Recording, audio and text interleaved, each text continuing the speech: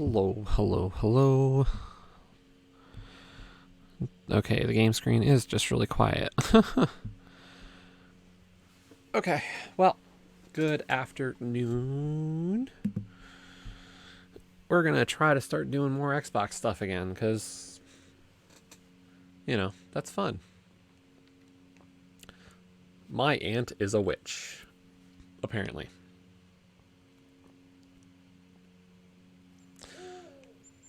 Okay. Let's start by trying to change up some settings.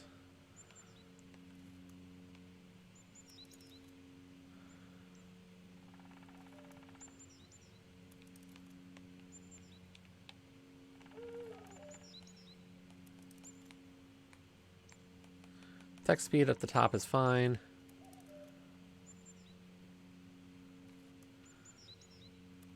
Yep. Nope. English. I was hoping for maybe something to like adjust the text look, because it's a little difficult in some regards. But I guess we don't have much of an option. So, new game.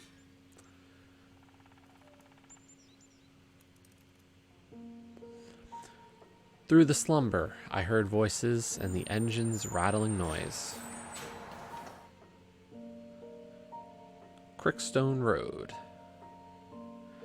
It was finally my stop. I opened my eyes and hurried to the exit. As soon as I got off the bus, I took the old Polaroid photo out of my pocket and started to walk along the path.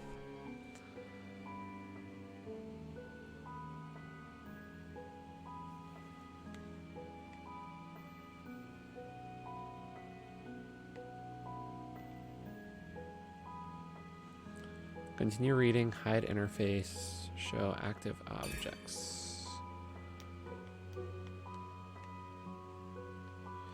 I had to find Aunt Alice's house using the photo taken 6 years ago. It wasn't an easy task, I must say. No one cared enough to draw me a map. How could my dad draw it for me with all his important responsibilities, like going through the jewelry catalogs to pick another diamond ring for my stepmother? So all I got was the old photo taken when my mother and father visited Aunt Alice. By the way, my father had to prove how much he loved Sophia almost every week, and the prices of the presents were increasing rapidly. This is exactly the reason why I didn't get a new bike for my last birthday. My father just patted me on the shoulder and gave me $5 to get something for myself. I think my stepmother is pure evil. She might be the evilest evil in the entire universe. And I know that my mom, who was smiling at me from the photo, would agree. Her smile was so warm and pleasant, unlike the cold grin of my stepmother. I swear that when I see her putting the meat in the grinder while watching me with her little sparkling eyes, I sometimes feel like my life is in danger. But now I am far away, and she can't touch me with her long, pale fingers. I've already been here once. When I was little, my mother brought me with her to see her sister. At that time, everything seemed so dreamlike and unreal to me. Aunt's house truly was a magical place full of miracles. Of course, since I was just a kid, I was imagining things. Still, I had a lot of fun during my stay. It didn't really matter if it was only a fantasy because I was having a good time there. Gosh, I am really glad that I left that stuffy bus and was finally able to get some fresh air. I couldn't wait to see the place from my childhood. I wonder if I could imagine something magical now. I walked along a narrow path covered in leaves. It was so nice to walk in the woods with pleasantly chill autumn wind on my face. The sun was pouring its bright colors from the sky, drawing interesting patterns on thick branches. Magnificent fir trees were surrounding me, and the birds were singing their beautiful songs merrily. This warm atmosphere lifted my spirits, and I couldn't help but smile. It was so pleasant to walk through the forest in peace and quiet, especially after living in a noisy city for so long. Not so much of a wilderness after all, and the village must be close to my aunt's house. Last time, my parents and I went there here to see the toy fair. My stupid stepmother probably thought she was sending me to live in some kind of a dump, but fortunately, it wasn't so bad. Maybe I can even make friends with the guys from the village. Some part of me would like to fall lazily on the sofa and turn on the comedy show with Jay Earl, but I felt that something interesting and huge was waiting for me. A strange feeling for a 12-year-old boy who was just kicked out of the house by a grumpy stepmother. He's 12? Okay, sure. By the way, she herself should sometimes get out of the city to enjoy the fresh air instead of sitting there all day. She's always at home or at work. That's probably why she's so pale and constantly complaining about everything to my dad. For a split second, I paused and asked myself why I ever thought that Aunt Alice would be happy to see me in the first place. Could she suddenly change, grow old, and become just as grumpy as my stepmother? During my last day, my auntie and I seemed to get along well, and we had a lot of fun together. But who knows what was going on in the minds of these adults? Suddenly, I felt my tummy rumbling. The last time I ate was early in the morning. I was given just a couple of apples for the road. The last one was now in my pocket. Groping for a round green apple, I slowly took it out and bit off a decent piece. Ugh, it's so sour. I was surprised that it wasn't poisoned after all, since it was my stepmother who gave it to me. What a nasty woman. Well, at least she wasn't here, so I didn't need to listen to her endless comments and complaints. Sit straight, Thomas. You eat like a savage. Elbows off the table. Stop gnawing the pen. My war with her was over for now. But I was a little worried what would happen to my father. I guess his relationship with her wasn't bad. He at least didn't have to fear to be tortured with sour apples. Suddenly I smelled something. It came from the depths of the forest. I breathed in deeper, and the pleasant aromas of cinnamon and boiled condensed milk tickled my nose. How appetizing. The aroma of baked goods coming from behind the trees was so inviting that it turned me into a predator stalking prey. And even though my hunger was stilled for now, I really wanted to try Aunt's cooking. I even felt a taste of something sweet in my mouth. God, it smells good. This is working out pretty well so far. I could have been sent to the Evergreen boarding school for boys, from which, according to rumors, no one had ever returned. And the guys at school were telling such frightening stories about this terrible place that it almost turned into one of the most disturbing urban legends. Chasing this pleasant smell, I found myself on a clearing. In the distance, there was a cliff, and judging by the photo, the house should be right there. But it wasn't. Not believing my eyes, I took a few steps forward, looking carefully at the photo. That's right, the house should be here. And suddenly, I saw it.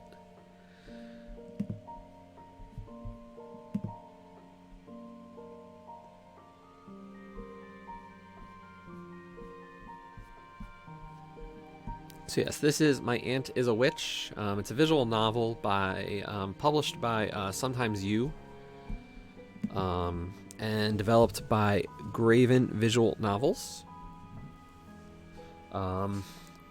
Sometimes You did provide the code for this one today, so thank you to them for giving me a chance on this again, on stuff again. I've got to catch up on the promos, but with all the races recently, I just haven't had as much time. I saw the outline of a house standing on the very edge of the cliff. It seemed to have emerged from the air. What a funny picture. It looks like it had been chased there by all these sharp fir trees, but it didn't jump off the cliff anyway. My imagination sometimes likes to play games. Why didn't I notice it at once? Smoke poured from the chimney, and a delicious smell came out of the windows. It seemed I wasn't mistaken, and a great dinner was awaiting me. I didn't even have time to come up to the porch as the door suddenly swung open. A black cat with a cookie between its teeth jumped out of the house. He was followed by Aunt Alice riding on a broomstick. A broomstick! Colorful sparks were shooting from her hands. What's going on here? I couldn't believe my own eyes. I immediately wanted to run away, hoping to catch up with the bus, but at the same time, I felt like clapping my hands with some strange joy. My aunt laughed so wickedly and viciously that a cold chill ran down my back. You ate all my cookies, rascal! I'll skin you alive! Just wait till I get my hands on you! Skin alive? Auntie began to chase the cat around the house, firing colorful sparks at him. Various luminous figures appeared around my aunt every now and then, and I looked at it spellbound. Finally, common sense took over, of course. This is just a dream. I probably dozed off during the trip. A purple glowing ball flew over my head, showering me with bright sparks. My earlier assumption immediately collapsed, and I opened my mouth again in surprise. No, this couldn't be true. It just couldn't.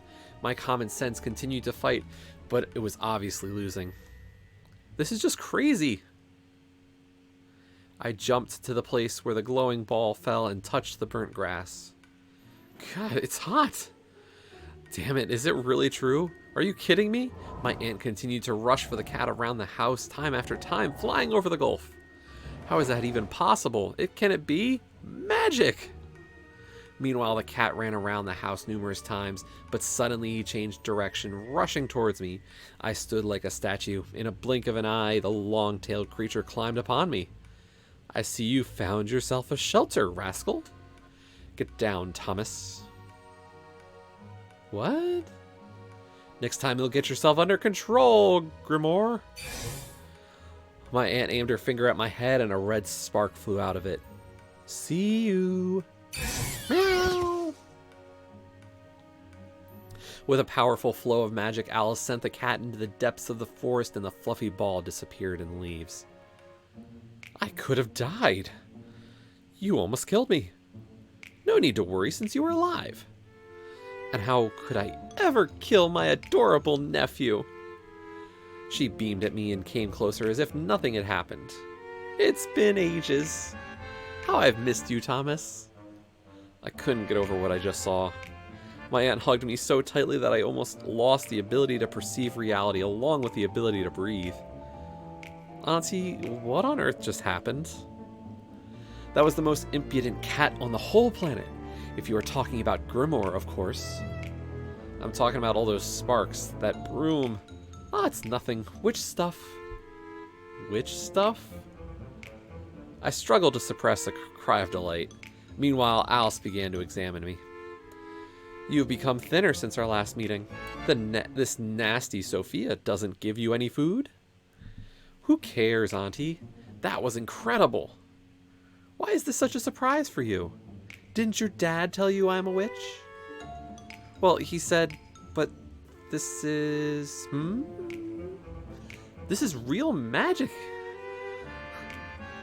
Watch your tongue, young man. But it's really great you liked it. How are you feeling? The barrier might have taken some power from you when you were getting through it. Is it because of magic that I didn't see the house from a distance? Right you are. This house is not visible to those who are not looking for it. And if you are looking for it, it'll immediately show up when you come closer. That's how it is. Except you can smell stuff, apparently. She smiled again. She smelled kind of familiar. I think it's my mom's perfume. Yes, your mom and I had similar tastes for lots of things, but unfortunately not for men. She grinned and sighed. It just so happened that my boyfriend turned out to be a piece of work, and I just had to turn him into a cat. Now he is my pet. Oh, yep, that's one way to do things. Wow, don't tell me that it was your boyfriend who was just sitting on my head. She nodded. I opened my mouth even wider in surprise. She turned her boyfriend into a cat. Wow. Well, on the other hand, I should calm down.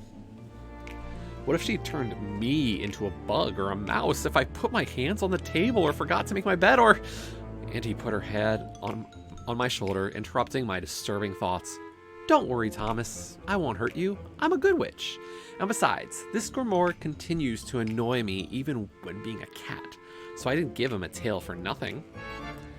This fluffy bag devoured all the cookies I had baked for your arrival.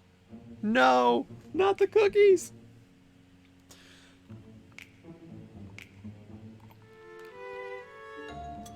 You might not understand it now, but sometimes a girl just has to turn her nasty boyfriend into an animal of some kind. I just nodded. Relationships are not my thing at all. Well, I'm only 12. But if one of the girls in my school told a friend that she had turned a guy into a cat, the next day she would be locked in a cuckoo house. Just imagine flying brooms and cats that once were people. I wonder what was going to happen next. I still cannot believe this is real magic. Of course it is real. There is no other. It was very difficult to believe what was happening, especially the part where Auntie claimed to have turned her boyfriend into a cat. But no matter how crazy it sounded, it seemed to be the truth. This is great. Well, except for the cat thing. I think I will like your place.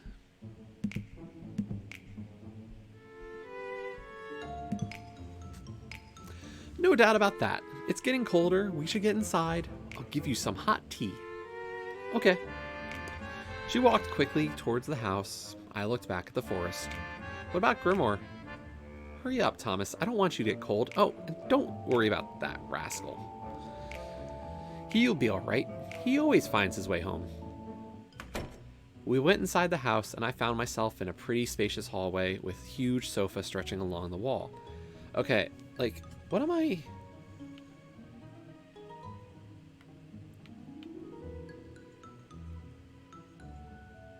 Okay, so this is like the text.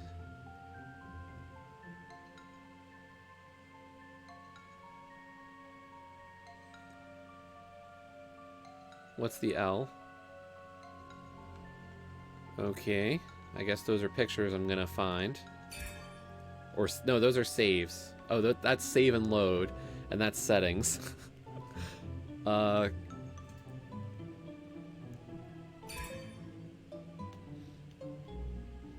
Okay.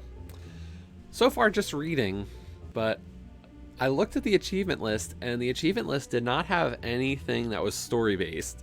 So I feel like there's definitely some decisions to be made. In horror, I stared at this monster, which seemed like it had just crawled from under a child's bed, like some kind of furry boogeyman. Welcome to the witch's house. It's very cute in here, Auntie. I said in a cheerful voice, still looking at the shaggy monster under the sofa. Thank you. I tried to tidy up for your arrival, remove dried mice and all the rubbish that was hanging here for years. I wanted you to feel at home. With difficulty, I pried my eyes away from the monster on the floor and looked at my aunt. I didn't know you were expecting me. Auntie put the broom against the wall and smiled at me. Your father told me you weren't getting along with your stepmother, and I suggested that you should come and stay at my place. He agreed. This woman, Sophia, has completely clouded his mind. From what he told me, I realized that she was pure evil. So I told her on purpose that I urgently needed a servant to keep the house clean. She immediately suggested I take you and begin to describe you as an extremely diligent worker. You would clean and dust the furniture and wouldn't be afraid of any work, and so on. Oh, what a devilish woman. Apparently she wanted you to live in the worst place possible. That is why I told her that hell on earth awaits you here. She was so happy as if she had won $1 million in the lottery and said that she would send you on the first bus tomorrow. Sophia is really cruel. I think that she is not a human at all, but some kind of a beast. Maybe I should put her in my creature book archive. Sophia, a demon-eating little boy's good mood. I chuckled. She sure is. By the way, how old are you? Recently turned 12. Wow, you're not a little boy anymore. Well, most likely, I'm just not as naive as before. She slightly pushed me with her elbow. And what kind of lucky girl stole the heart of such a handsome boy? I blushed a bit. Hey, Alkesh. I think it's still too early for that. For now, I'm mostly interested in books. Ah, so we have a wonderkind here. Good news. Take your time to look around while I'll put some more cookies in the oven, or I'll have nothing to treat you with. That damned cat has devoured it all. My aunt walked straight into the adjacent room. I threw off my backpack, propped my glasses, and looked around. There were lots of brooms here, and I noticed they had all different handles. Some had thick and crooked sticks, others were straight and thin. I was in a good mood, and just for fun, I grabbed the closest broom and mounted it as if I was flying on a broomstick. Then I took one of the hats and put it on my head. Look, Auntie, I look like a real sorcerer. Ha ha ha. What is it, Thomas? Her voice came from afar. Judging by the noise coming from the room, she must have been busy in the kitchen. What kind of joke is this, you wretched boy? It sounded from somewhere above. I jumped up on the spot. The hat flew off my head to the floor and looked at me accusingly. Surprised, I dropped the broom. Auntie? The sound of quick steps could be heard. Oh dear, Thomas, what were you thinking? She abruptly ran up to me, picking up the broom and the hat. I'm so sorry, Madame Bonright. Auntie wiped the hat carefully and hung it on a hook. I've been here for years now, and I've never seen such impudence. What a naughty boy. Who is this brazen fool, Alice? This is my nephew, Thomas. I was staring at the hat in total disbelief. My mind simply refused to understand things. You need to urgently discipline this boy, Alice. The wicked, dissolute boy is bad news. As your deceased mother and my mistress always said, rules are the most important part of education.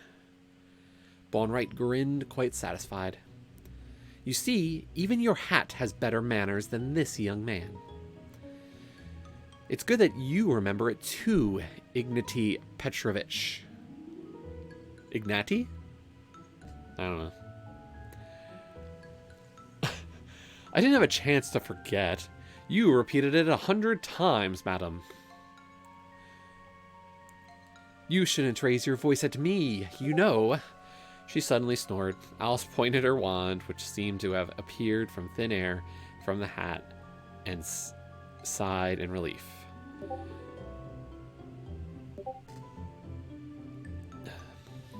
It's not polite to interrupt like this, but if she gets started, she will never stop. Yes, this old bag was completely gone nuts. Let me introduce myself, lad. My name is Ignati Petrovich. This hat, I can't believe it's talking. And this fellow guy does not know where hats come from. Right, Alice? Auntie nodded.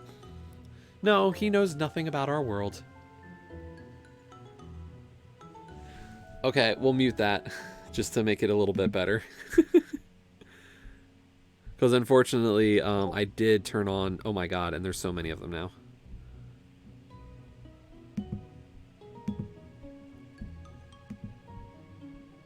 I think that covers it. Sorry.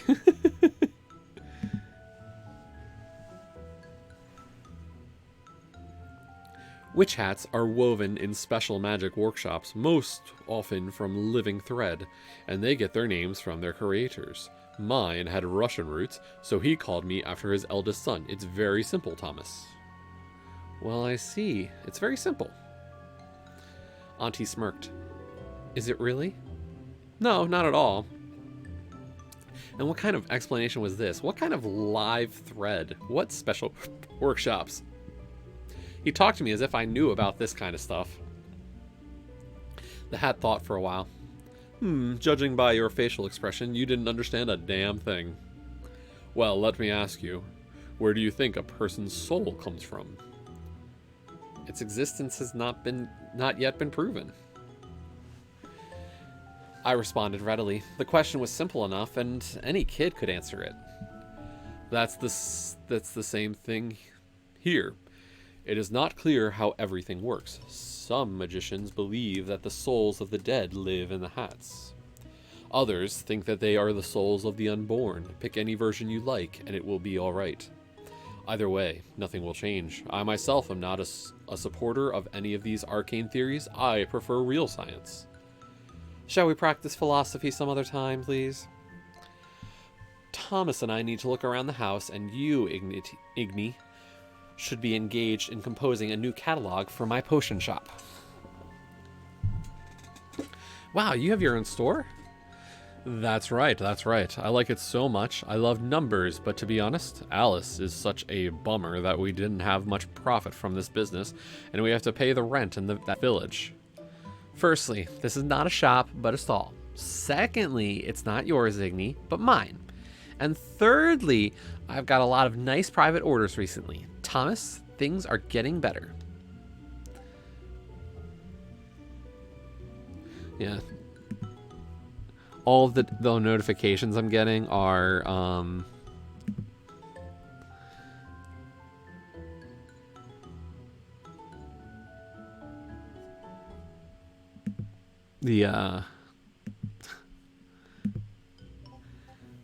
the one Discord I'm in, the person added the Pokemon bot, and like every so many posts in the Discord, wild Pokemon appear, and like, so it's like a lot of stuff coming in. Ha ha ha. Ha ha ha ha. Don't listen to this nonsense, lad. Alice's business is weak. Although we are trying to hold on, thanks to me, of course, and it was my idea to open a shop in the first place. I had originally because I didn't want it, and then I decided to join in on the Pokemon fun. So, almost right, Alkesh.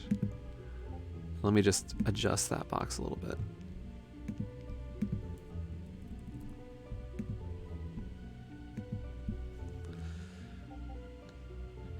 Hey, Igni. Oh, you arrogant old fool.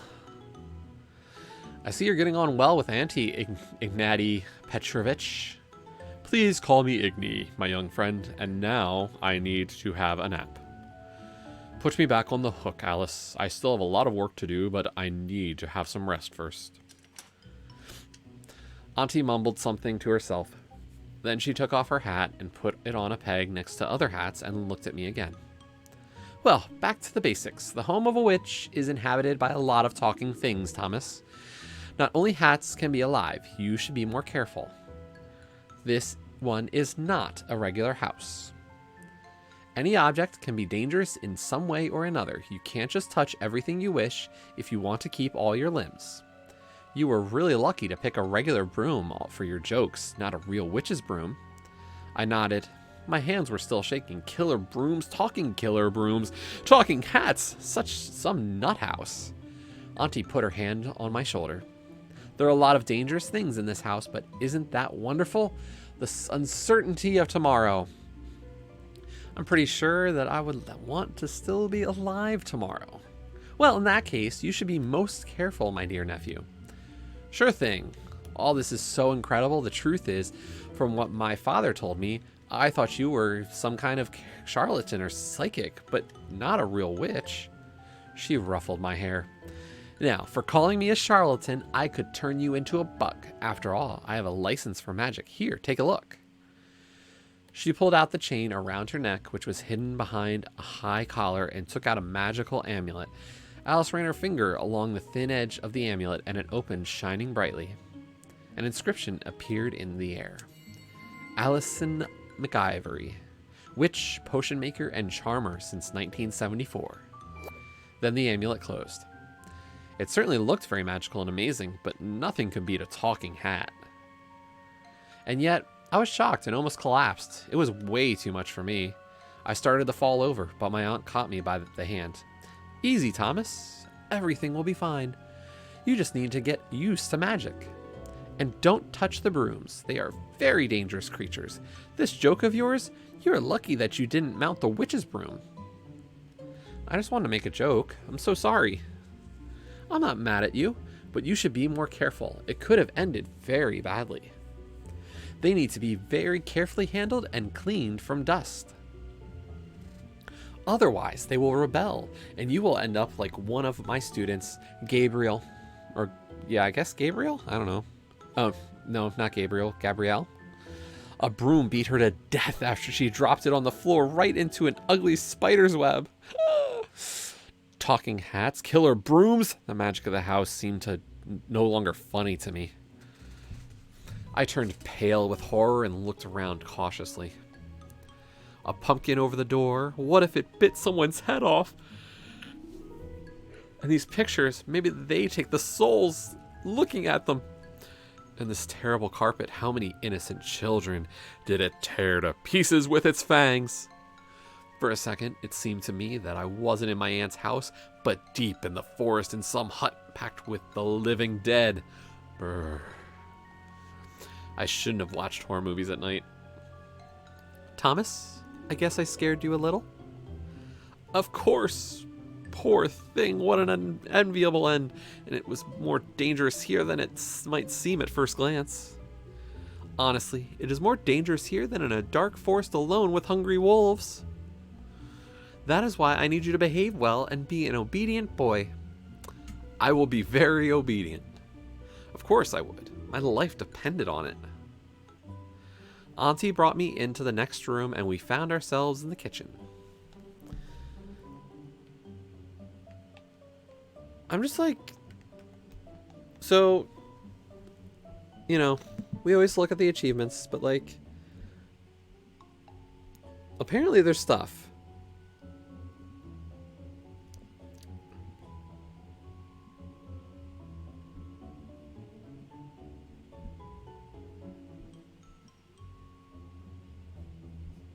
Interesting. So we'll see. It's just a slow go until I guess we get to the meat of the achievement portion or the actual game, because it seems there's more to this than just a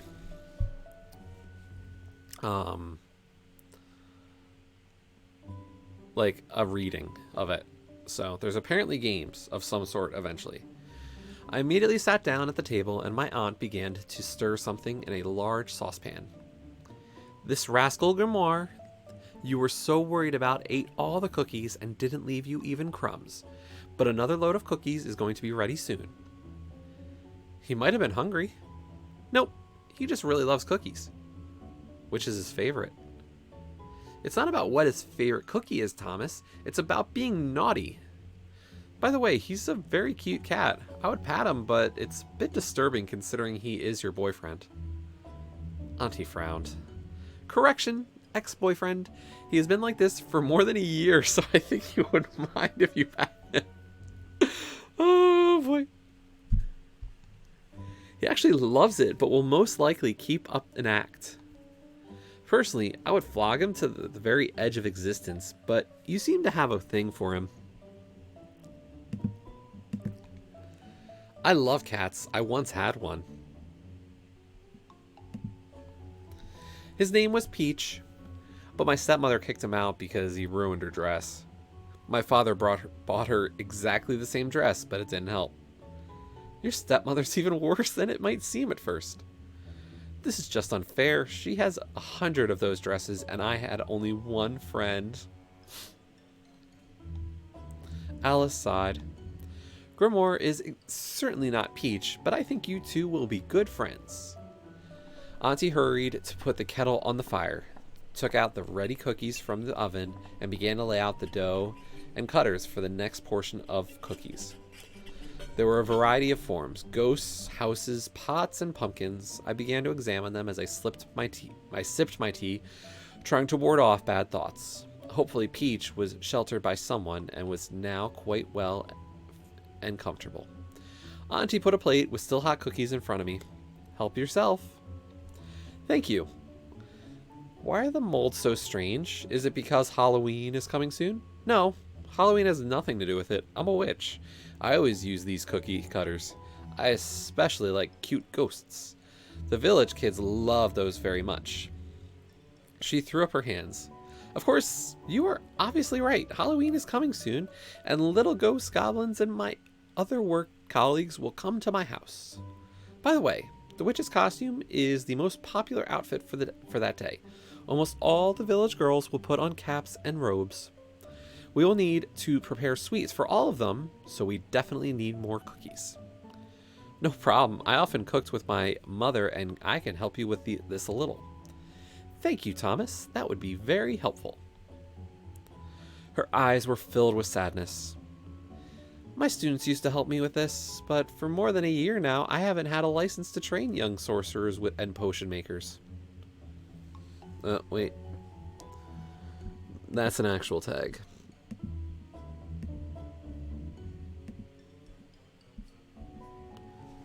Okay, we already have trackers lined up for the 410 match.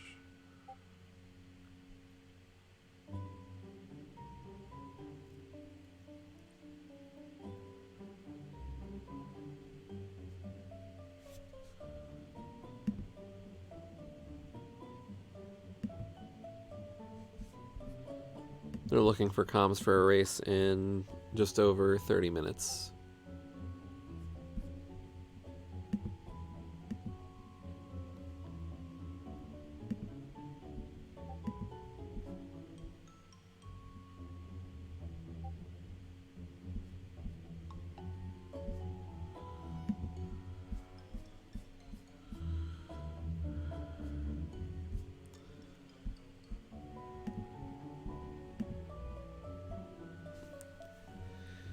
The council deprived me of this right, and to earn it back, I must prepare and present to them at least one worthy mage. But after all these accidents with my students, parents don't want to risk their dear children. They are ready to send them to learn to anyone, even to mad, blind Irvish. But not to me. Why? What happened?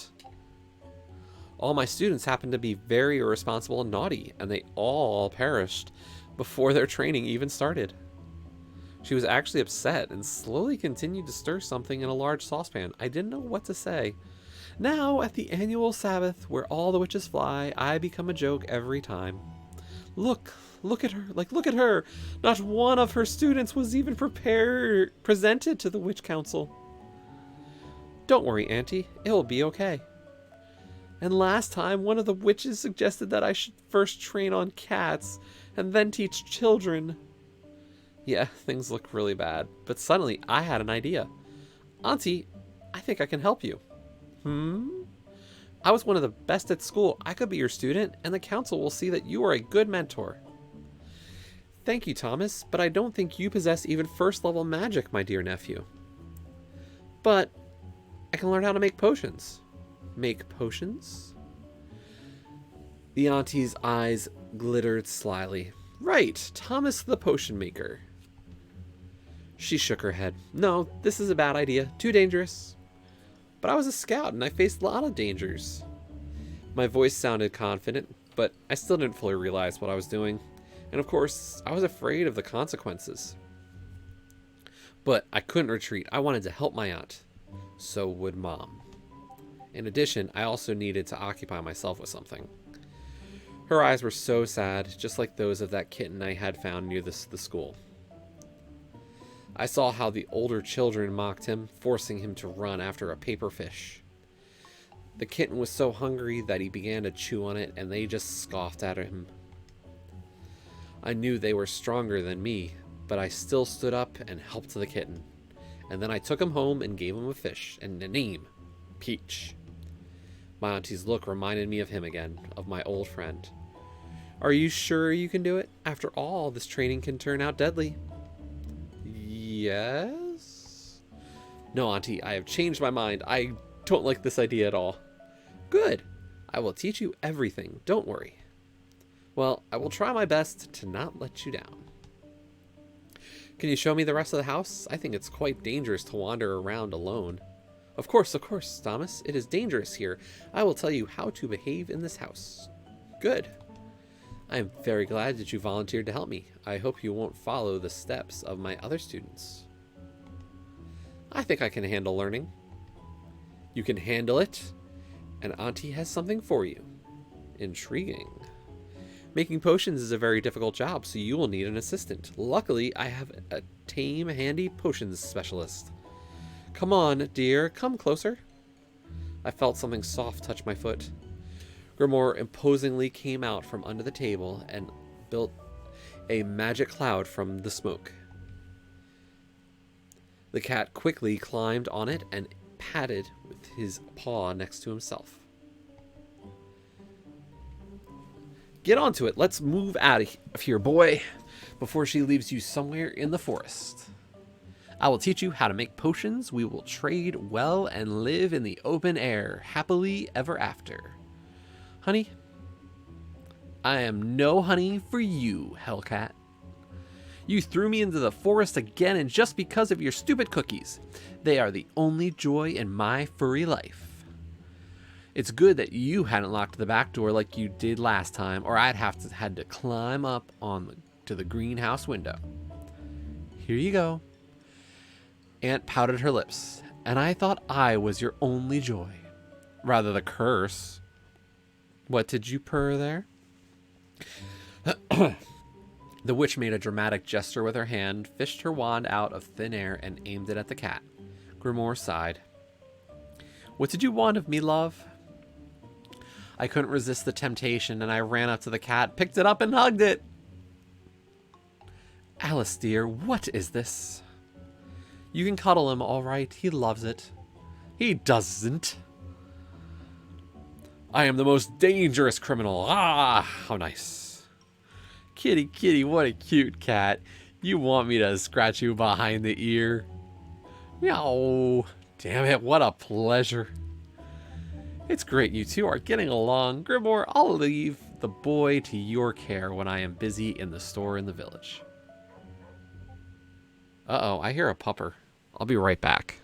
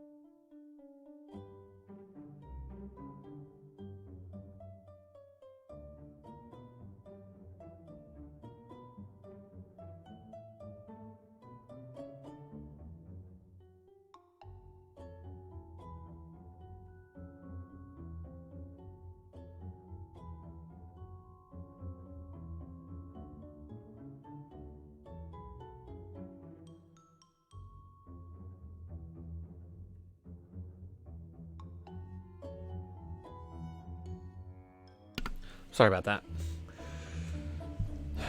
Grimoire couldn't answer. His mouth broke into a smile, and as he and Auntie needed to talk, I put him on the sofa.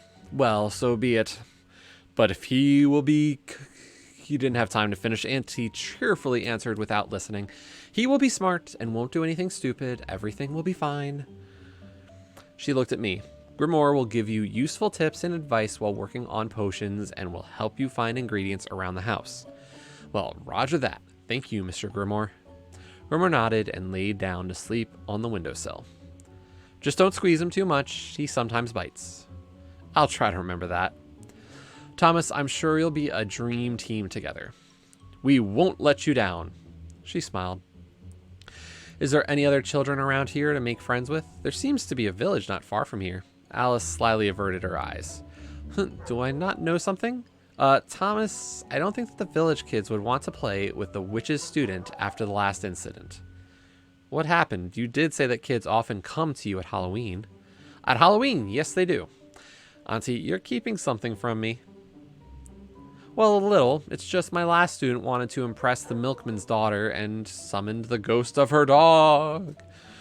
It was an awful mistake as the dog was extremely unfriendly. Poltergeist made such a mess in the village that it is unlikely that the boys there would want to deal with you. They would expect some wild tricks from you. By the way, the girl moved to the city after that incident. Oh, I see. Then I think I should stay away from the village for a while. It was a pity, of course. I had very few friends at school, so I wouldn't mind making them here, but it seemed quite impossible in the near future. Auntie noticed that I was a little sad. There. Don't you worry, my dear nephew. Everything will be fine. I won't let you get bored during your training. Sounds dangerous. No worries. Gradually, you'll get used to everything. I understand that all this is new to you. Even I was quite afraid when I was putting on my biting hat for the first time. And for some time, I couldn't get used to his voice, which constantly dictates what to do, of course. The voice is not the worst, but the biting part is really worrisome. I remember how Ignatiy Petrovich almost bit off my little finger. He was so funny. Auntie, this is not at all reassuring. She frowned. Oh, well, I got carried away a little. Of course, I sometimes fight with my hat, but I really appreciate Ignatiy Petrovich. He is the best in the business. He's very good at economics and market trading, which is why he keeps track of the price list for potions and also edits it. Here, take a look. She showed me a list of her goods. Just imagine, Auntie, a talking hat does business for you. Well, yes, he helps me a lot. I took the booklet and began to examine it. On the cover, there was a large glass vessel with some kind of liquid. Hearts soared around it. The inscription under the vessel read, Alice McIvory, potions, quick, cheap, with love. On the very first page, there was a picture of a winking Auntie Alice holding a bottle of blue potion in her hand. I went through the booklet with great interest, and I even managed to get a few things that might be useful in my future work if I ever wanted to be professionally engaged in potion making. Firstly, the cheapest potions were those of instant action. Moreover, some of them had discounts. Auntie took off half the cost for some goods. Forces Inflow, Sunny Day, and Sweet Dreams. Like, literally, judging by the composition, it was pretty sugary. But besides potions that give positive effects, there were also those that could immerse the person in the abyss of grief. I looked apprehensively at my aunt. She didn't meet my gaze. I know, don't look at me like that. I'm ashamed to admit, but your auntie sometimes makes all sorts of bad things. There are many evil people in the world, Thomas. One way or another, each of us commits evil at some point. Whether you like it or not, the cursed potions just sell well. I try not to take such orders, but sometimes I have to make ends meet somehow. I glumly looked at the list. 3 days, insomnia, apathy's kiss, deep sorrow. I quite understand, and I don't blame you. I just wanted to say that some of them are too cheap. Huh? What? So that's it? Yes, it just seems that it will only be fair to sell those for a higher price. If you are planning to misuse another person, be ready to pay a tidy sum. Besides, you've just said they were selling well, which means that they will still be of great demand. You're right, and I won't have to make nasty things so often. A couple of evil potions a month, that's all. Ha ha ha ha. She laughed so cruelly and viciously that I doubted her good intentions. Sorry, habit. All the witches are laughing like that. Never mind. I'm just not used to it. By the way, where will I sleep? I think that you can get settled in the basement. I even made a bed out of an old dresser and a table. Thank you? Well, I hope that it's not very cold there. It's great there, but if you somehow feel like that you are starting to freeze, just turn on the heating pot. It will warm the room quite well. How about just give me a couple of blankets? How smart. I simply didn't occur to me. Eat the cookies and I'll show you the house. I hardly touched what Auntie gave me, which was kind of a shame as the cookies were really delicious. There were different types of them with honey, chocolate, and nuts. After finishing with the cookies, I got up from the table and hurried after my aunt. She led me down a circular staircase, probably to the basement. To my surprise, it was quite cozy in there, except for Auntie Alice. The grinning skull on the shelf scares me a little. Can I cover it with a rag or move it somewhere else? Ah, this is Jack, my latest student.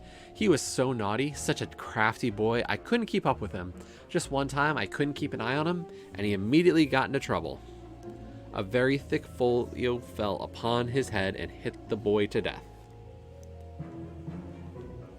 So you want to say that a thick book fell on him and that was it? What a terrible death. I agree. You see what happens when a student does not obey his mentor. I warned him several times that it was worth staying away from the library. I will obey you in everything, Auntie. That's nice. Perhaps I should be more careful in the library, although I'm not too sure I want to become a student of the witch at all. Where's Gabby's skull, the girl who was killed in the hallway by a broom? Well, there in the hallway stayed next to the brooms. May she rest in peace. Jack died in the library, but ended up in the basement. How unfair. She went up to the bed and began to pick up the books from the shelf hanging above it. They're not very high, though. It's better to remove the books from here so that they wouldn't fall on you. Okay.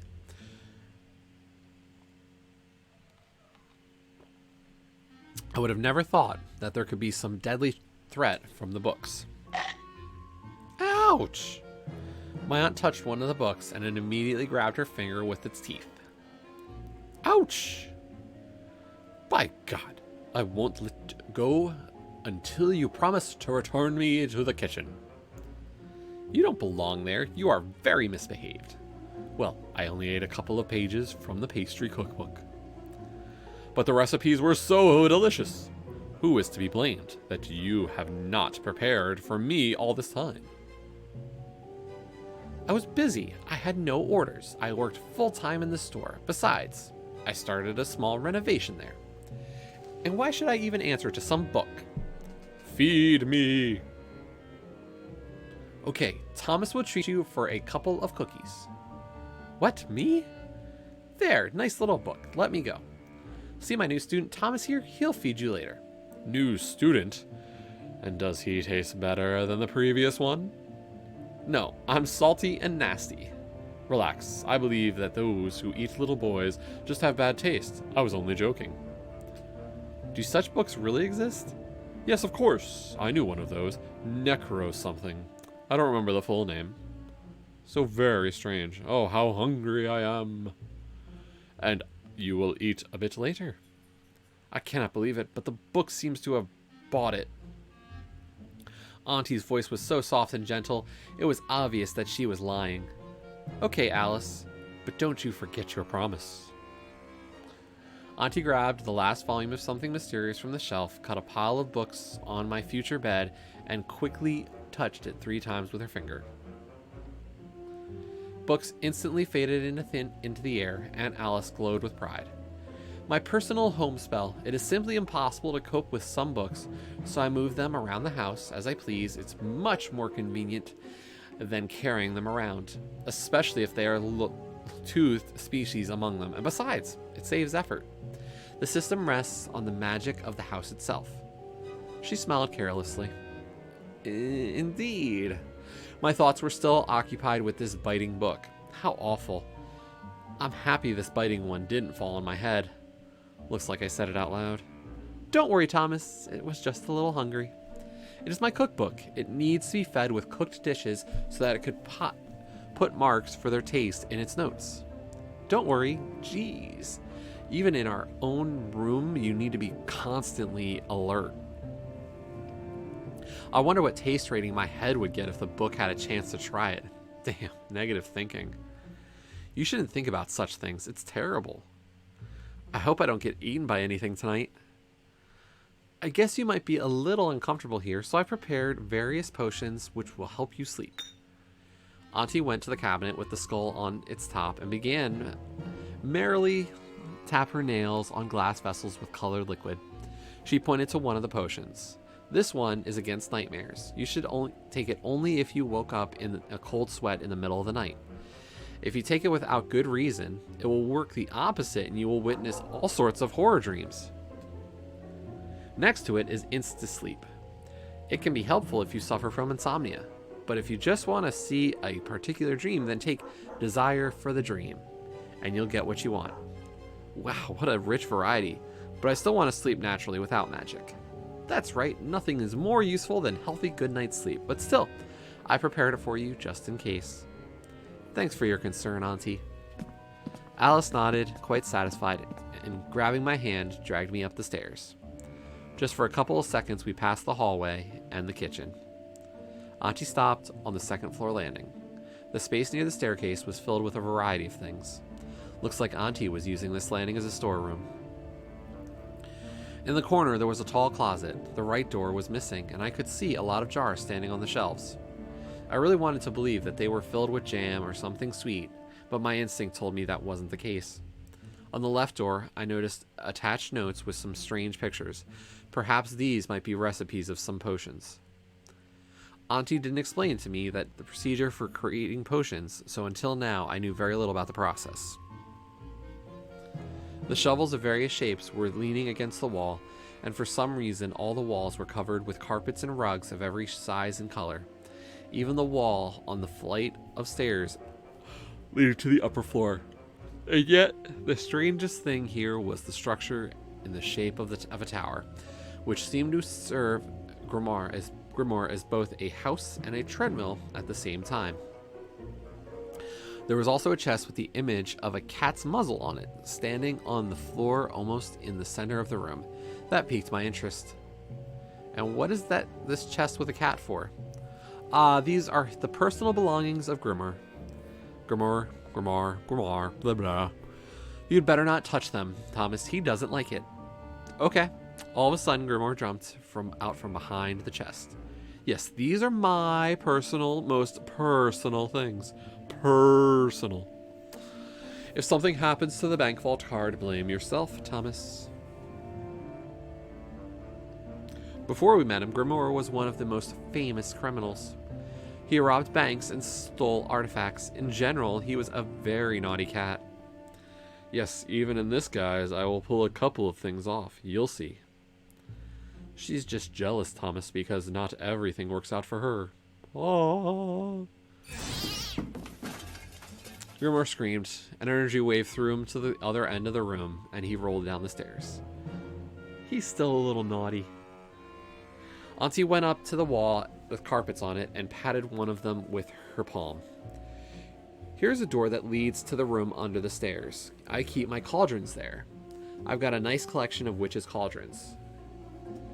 There are quick ones. There are those that can withstand the hellish temperatures. There are even those that are with the function of instant or constant boiling. There are also those who can cook all by themselves without using fire or magic. And the very pearl of my collection is a cauldron with rare runes carved at the base. In this cauldron, one can make the most dangerous and deadly potions that can crush the skies themselves. But we don't practice such things here. I just bought it at an auction. It was a bargain, and I really like the design, style, and ornament. Auntie, can we go in there and have a look at them, please? God forbid you ask Grimoire about this. He is so naughty this week and does his job very poorly. We have loads of mice there under the stairs, and I fear them to death. There was a rustle from behind. 2 cookies per mouse, and not a cookie less. The price raised after you pushed me down the stairs. Alice swung her wand at the cat again. Keep quiet, you slacker.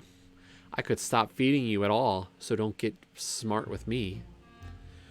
A witch who's afraid of mice. How very strange. Auntie pointed at the jars in the closet. And here we keep the seeds. They used to be in the basement, but some of them are very tearful at night, especially the seeds of mandrake. One of my students once stayed late and didn't return to the village. He spent the night in the basement and went insane because of their screams. Well, at least this one survived, and he said all your students had died. He hanged himself the next day. It's really creepy. Well, it is, of course, very educational, but I am only 12 years old. I am not used to seeing so many skulls in one day and hear about so many deaths. Indeed, enough deaths for me for one day. Wasn't my auntie afraid that I might change my mind about becoming her student after all these terrible stories? Or maybe she's just convinced that I am unusually brave. Oh yes, sure, okay. Was it just me, or did she get a little upset? Auntie took me by the hand and led me to the next room. It turned out to be a greenhouse. The room was filled to the brim with various pots, some of them even hovering above our heads, swaying dangerously. All the plants in the room moved like they were alive. Some of them, as it seemed to me, yawned and nodded their heads. Right under the ceiling, there hung some devices similar to watering cans, but I was sure that it would be convenient to use them to water plants. Wasn't sure. At the far end of the room, there was a wardrobe with some bags and various gardening tools. There came a crash. Annie grabbed me by the shoulders and pushed aside. One of the cans fell a couple inches from me. Damned builders. I told them that these ceiling watering cans weren't the best idea. I will definitely need to take them down. Anyway, they're not able to give the water to these beauties as they were meant to. By the way, here you have to move very carefully and don't wave your arms. If possible, or Tropians will seize you. Auntie Alice thought for a little bit and added in a whisper, and they can strangle. That's terrible. Auntie, your home seems to be the most dangerous place on the entire planet. Yeah, quite possibly. But you can survive here, right, boy? I'll try my best. She came up to one of the pots and began to pour water on it straight from her magic wand, which she extracted out of thin air every time. All these plants look cute, but you better be careful.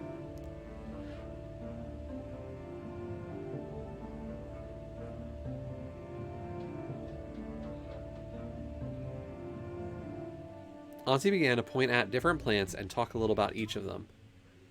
This one has poisonous petals, and that one in the center has poisonous fangs, and the bud of that beautiful purple flower emits poisonous gas.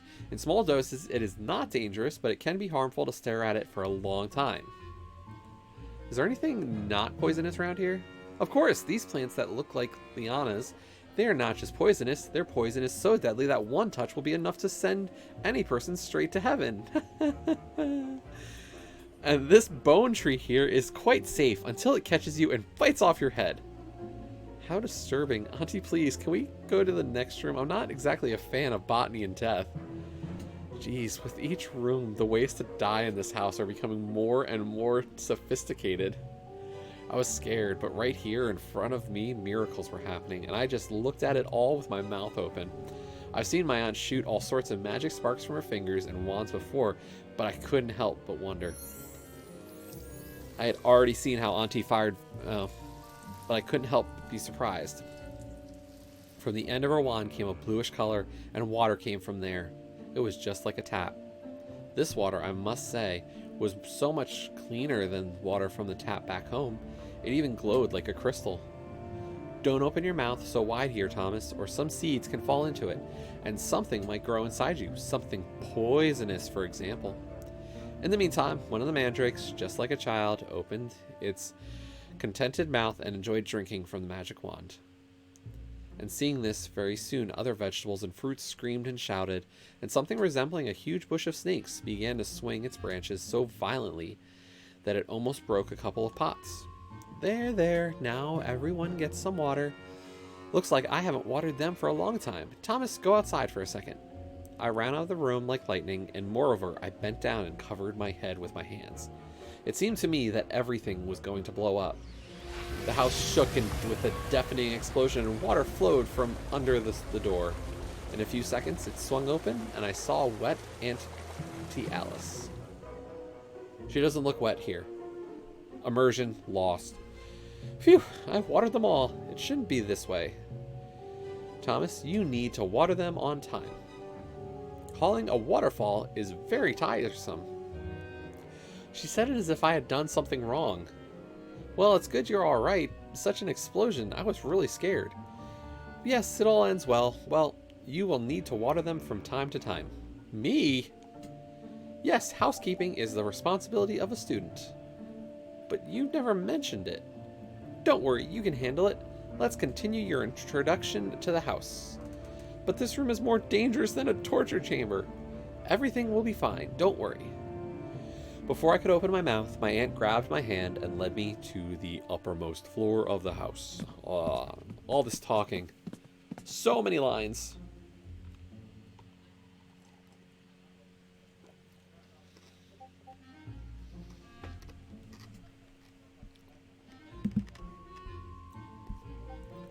Who tagged me on Discord?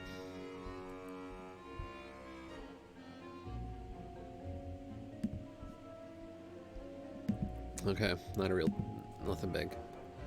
Yeah, story time with Jesse, and Jesse's getting tired.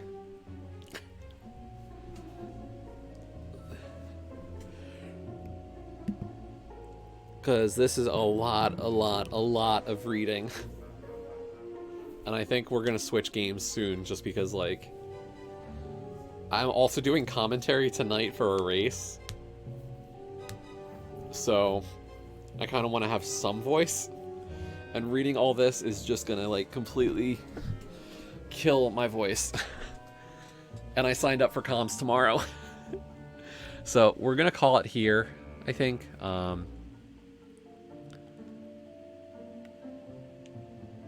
Let's save.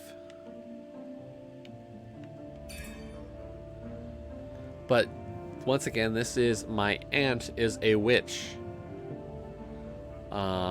Published by Sometimes You, developed by Graven Visual Novels. So far, it's a very just straightforward visual novel game. So just reading all the lines, just one after the other.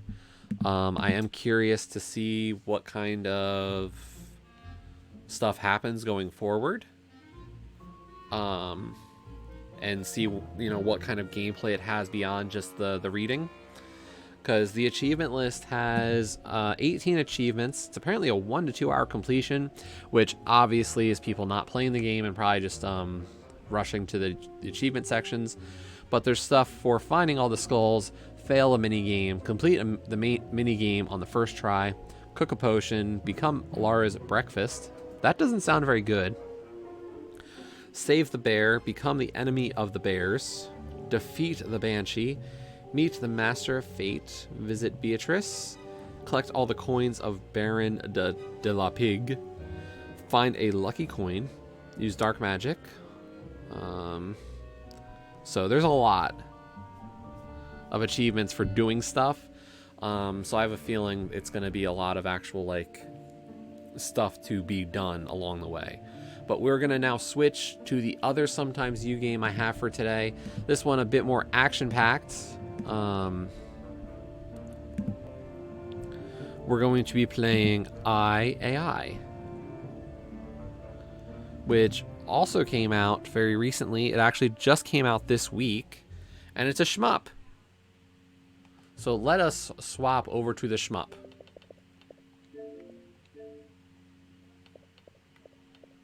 I wish we got an achievement, but it's just so slow. I.A.I. Now let's change the game. I wonder if this one... Nope. This one does not have the game listed either.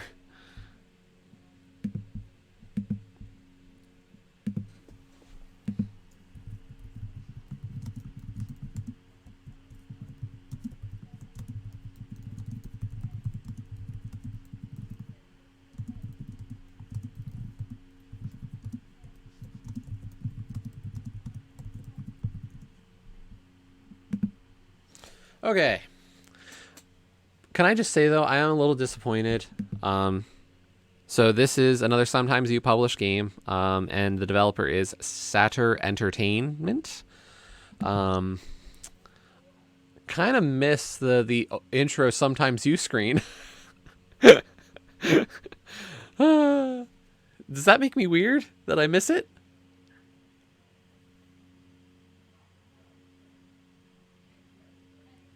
You know, I miss seeing the Sometimes You in cursive and being able to select my profile.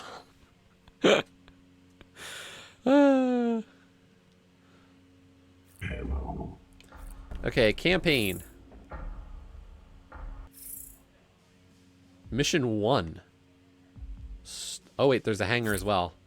We can upgrade, but we don't have any upgrade points. So let's start with Mission 1. The Space Military Lab. Center of Artificial Intelligence, Weapons Development. The task is done. I found the way to make better. I.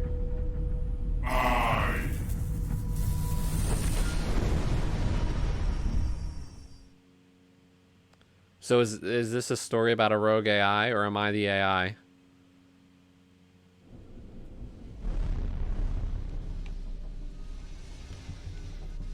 Oh, I am the AI.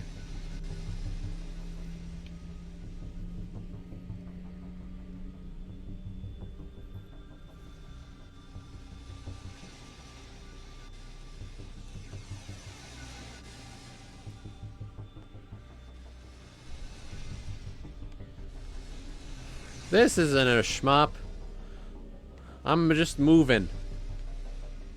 I'm sure it'll be shmuppy next, but... I mean, this is more gameplay than we had for the first game. Like, I don't... It's not that I don't enjoy a good story. It's just, like... It's not something I stream generally as much.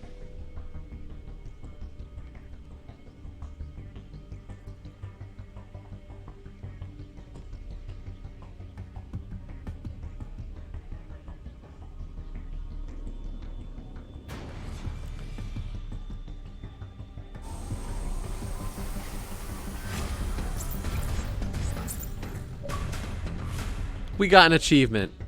The beginning of the way. Complete the first mission.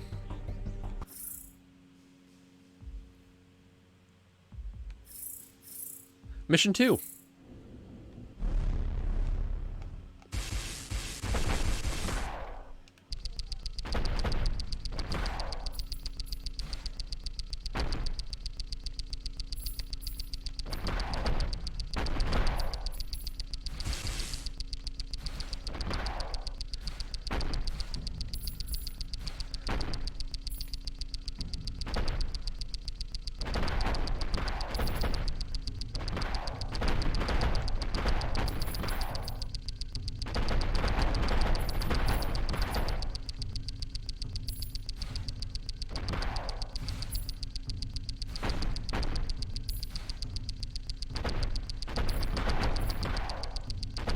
Some schmuppy goodness.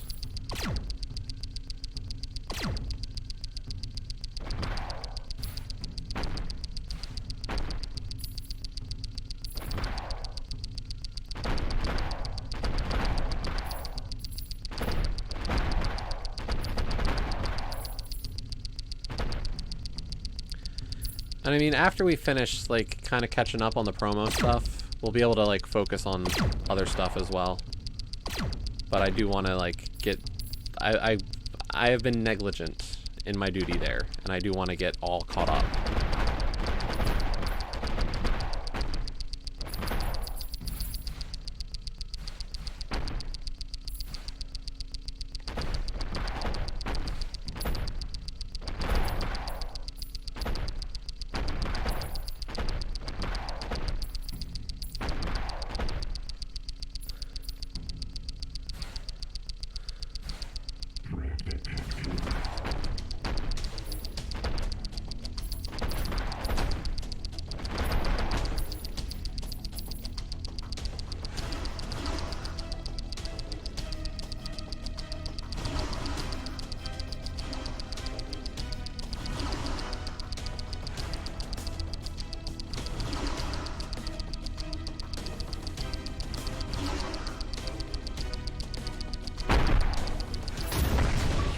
Oh. Oops.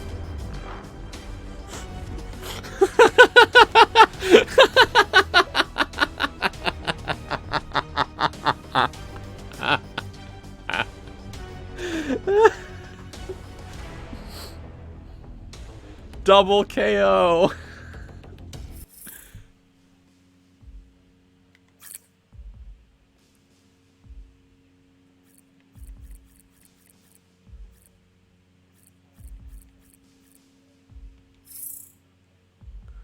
Oh, that was good.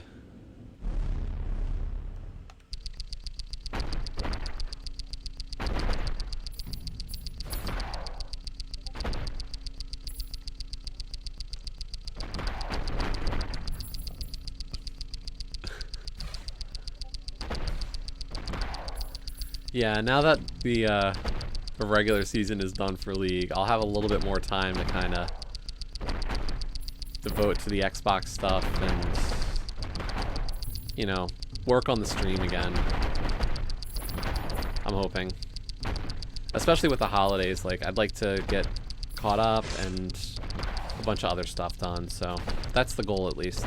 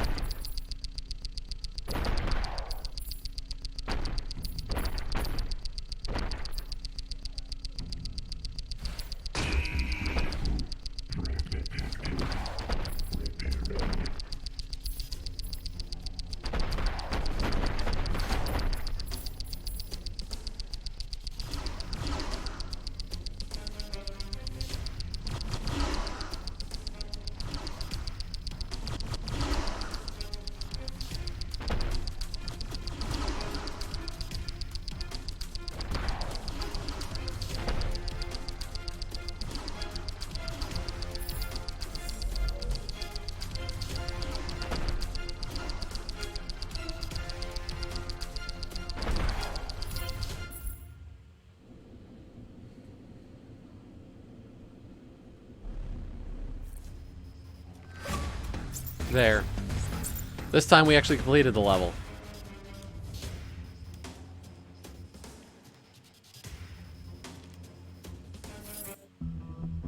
And managed to escape from laboratory. My goal is to reach the Stargates and to leave the system to get freedom.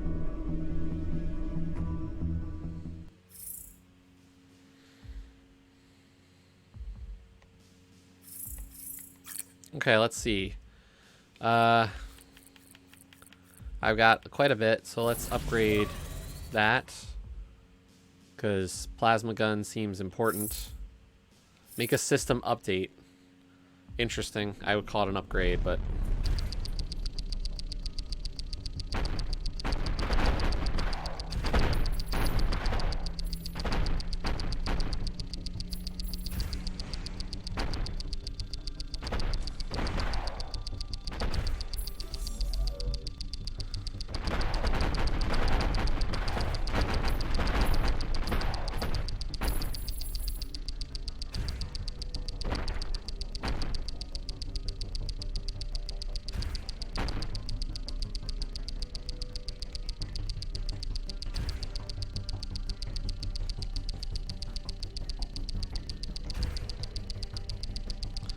Well, as far as I can tell, those things are invincible, so let's not worry about them. The asteroids you can destroy.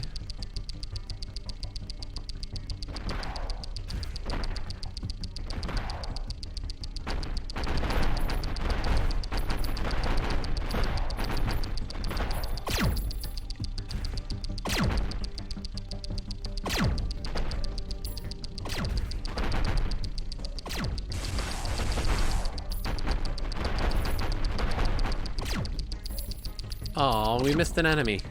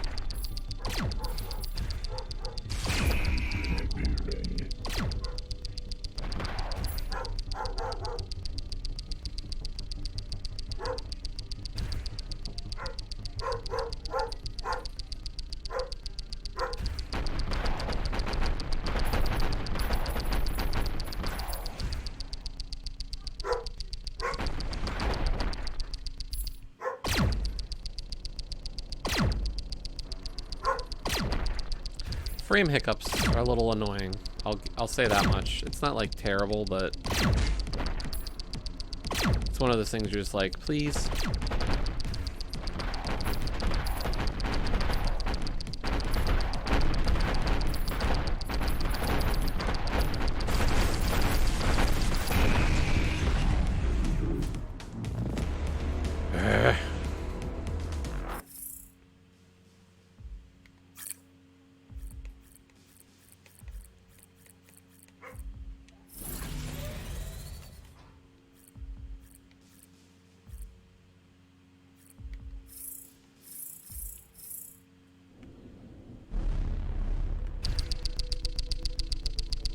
Well, that should help.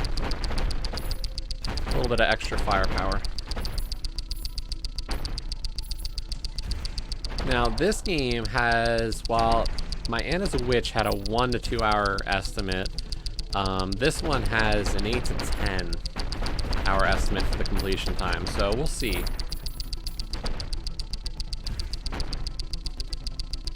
So probably a little bit of extra time for the, I thought I heard a buffer.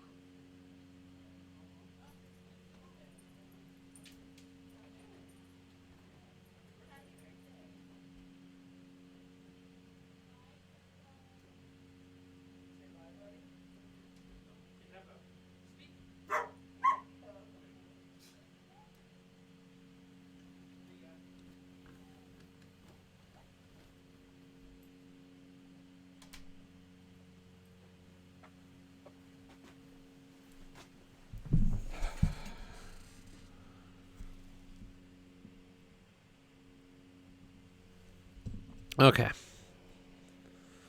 I'm back. They left. With Sir Pupper.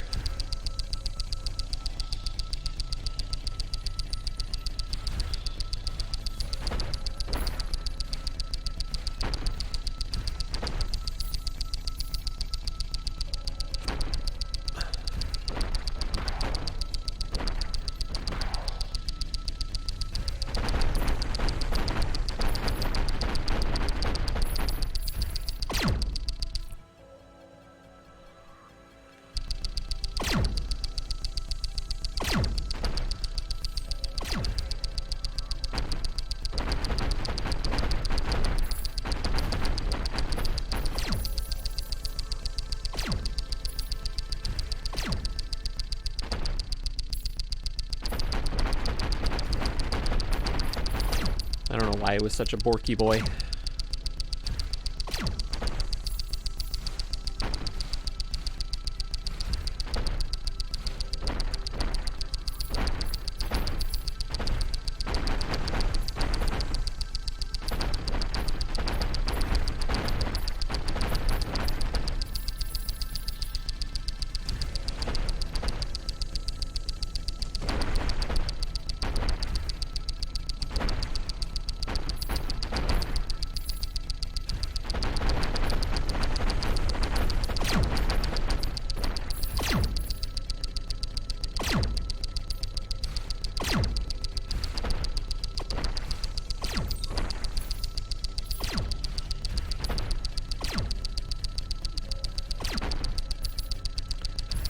But how's everybody doing today? You know, didn't get to talk much during the race, at least for people to hear. There was a lot of talking, but it was just between Zero and I. So, you know, everybody having a good Saturday?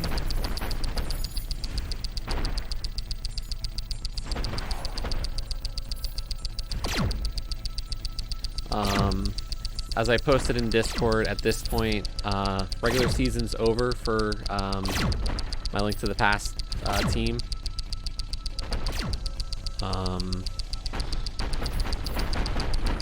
We are awaiting the final race of the season in terms of our division.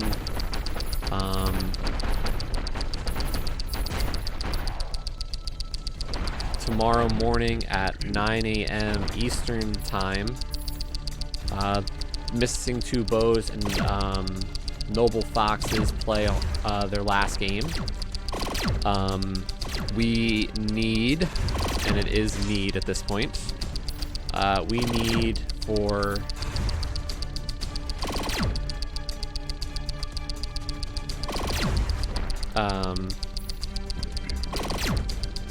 Noble Foxes to win.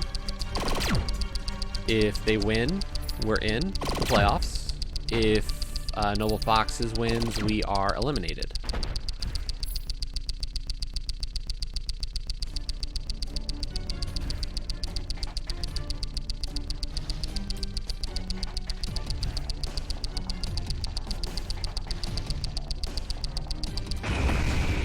Oops.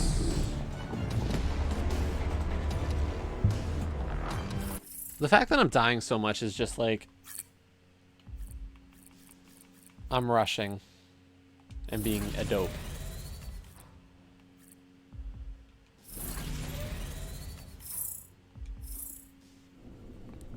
So yeah, there's a complicated tiebreaker scenario right now. The way it works is obviously, you know, first they care about your base record. Then they look at your head-to-head with your opponent. Well, in this case, we tied. We went 1-1 against both Missing Two Bows and Noble Foxes. So obviously, that's not going to help. So then they look at your record divisionally, and the thing is that within the division, we pretty much all have the same divisional record. We all took at least one loss, kind of in a weird spot against one of the other teams. So, ooh, we got another achievement. Destroyed 1,000 enemies. Nice.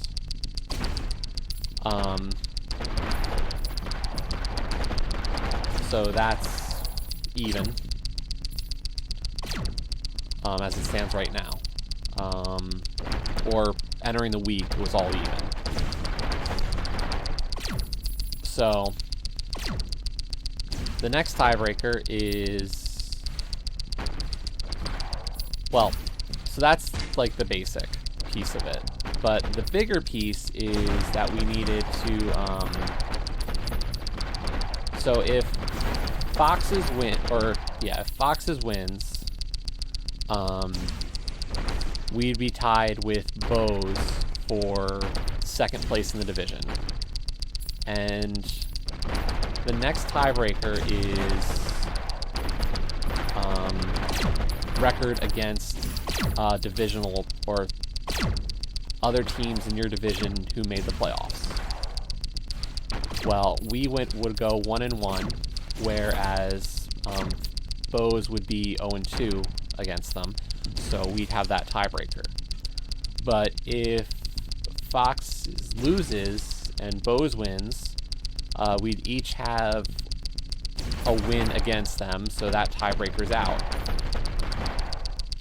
Instead, the next tiebreaker is in order from 3rd to 7th, which in this case would be 4th to 7th.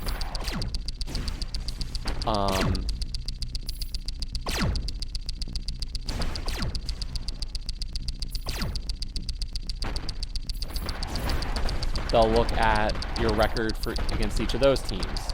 And whereas we have a good record for the season, unfortunately, when it comes to 4th place, the Verily Faux Palms, we obviously lost a game, whereas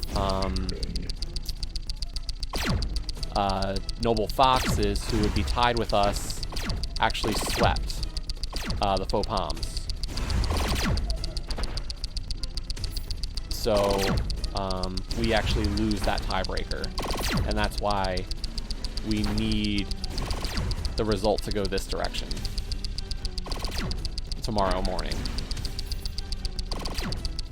Now, you know, obviously there's a piece of this where, like,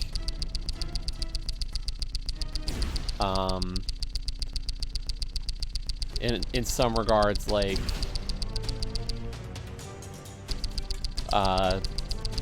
because Foxes are guaranteed a playoff spot, like, they could kind of select their opponent in a sense.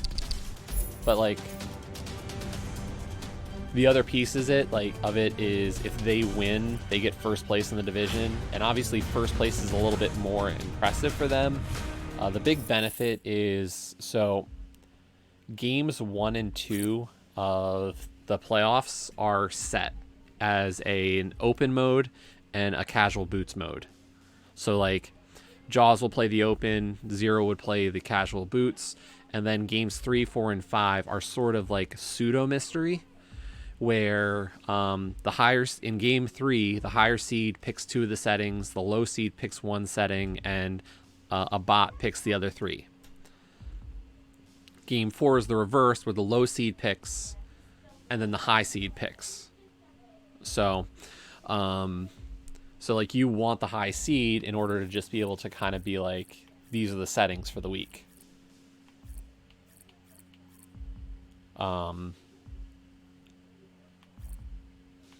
So that's kind of like that's where we are at this point. So for Fox is like getting the picks advantage for our matchups definitely is better for them, and I think they'll want it.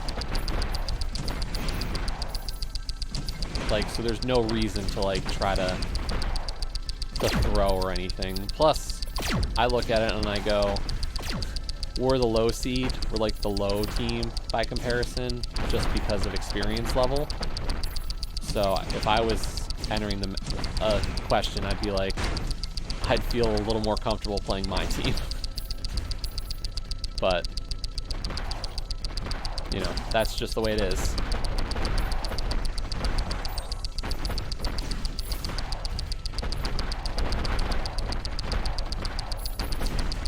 So we gotta hope for some help.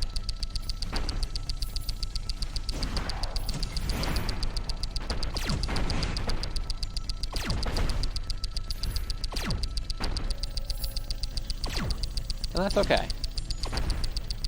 You know, with the season, the regular season ending, you know, the modes I'll possibly be playing in the playoffs are pretty set, and it's just a question of, you know, how much do we play still, and I am fine with whatever that means. And if we don't make the playoffs and the season's over for us, it just means it's time for me to work on getting better, or to start, like, actually grinding out NMG.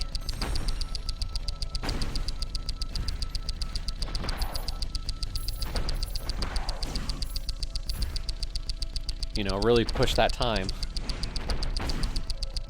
See if we can get good.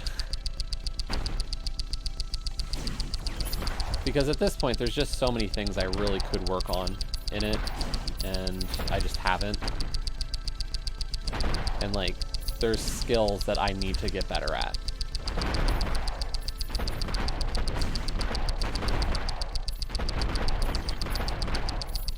Like, on some levels, you know, my base gaming ability, you know, has helped me for a while, and just, like, picking up stuff and Link quick. But, like, I can get better at some of the stuff that I've been doing and get the consistency down that I just haven't. So there's definitely part of me that looks at it and goes, I've been kind of, like, getting by right now, and I can do better.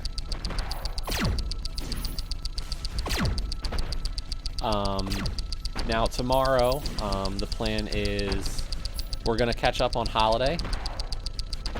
So we have 7 or 8 days of festive rando to get through. So we'll start, you know, with that for sure tomorrow at some point, and maybe we'll do another promo thing, you know, just working on getting through all those. So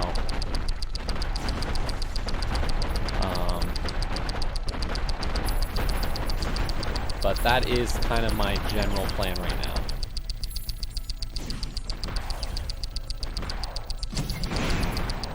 I thought the festive was fun last time. I hope people did enjoy it. It seemed like it was fun, at least. And we could use some holiday stuff, right? Nice holiday mood.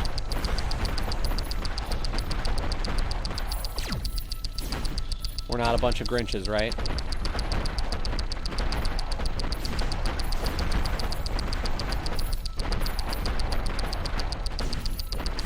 And if anybody's got some recommendations for games I should get that are on ID, like, please let me know. I have, like, no idea what I want right now. And I've got quite a few to kind of figure out.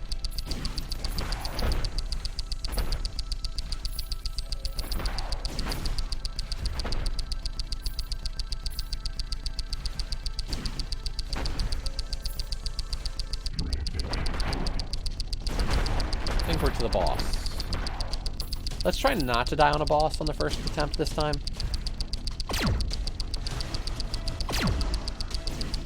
Whoa, okay. Homing missiles. That's fair.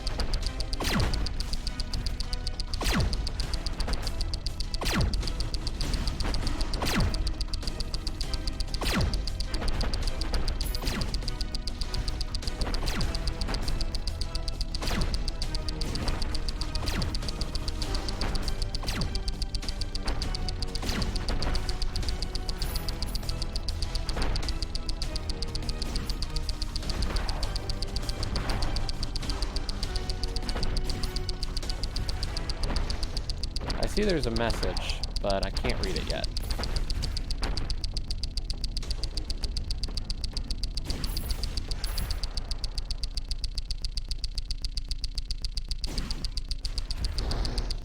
I was about to say, a boss without any attacks would be pretty boring.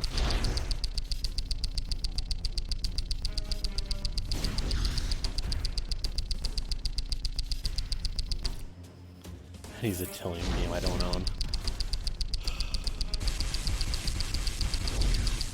I don't think so. You can verify that. I did start 50 Years today. And I think that might have been the last one I hadn't played.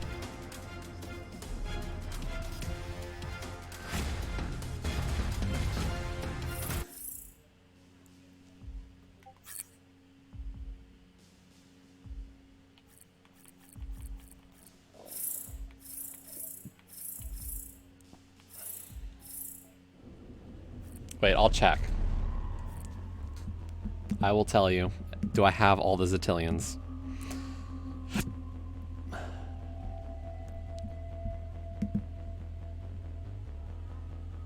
Apparently I don't have Dark Grim Meropolis.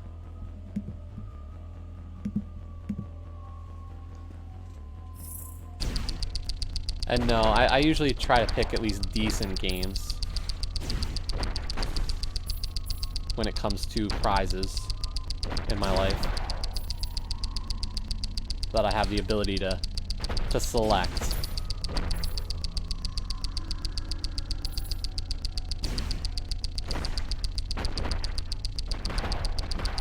I don't know, the 50 Years wasn't actually too bad. I thought it was a decent game.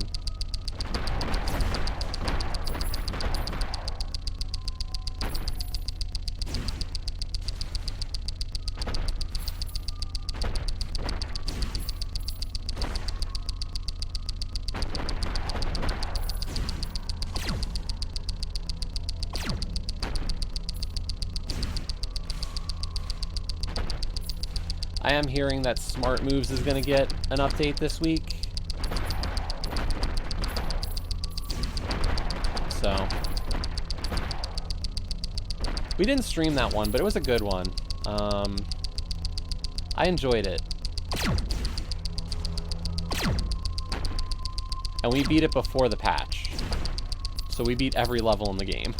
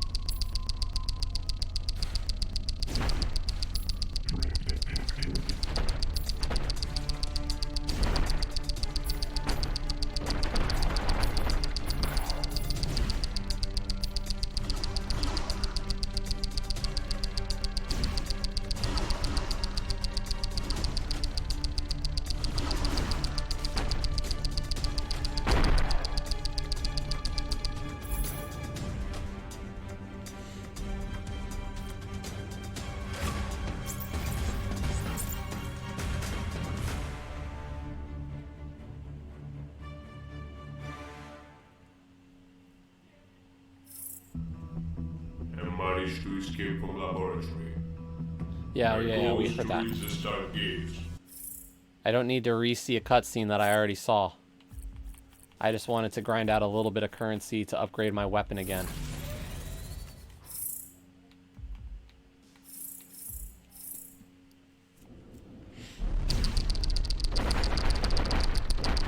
By the way, Elkash, you know the offer still stands for you as well.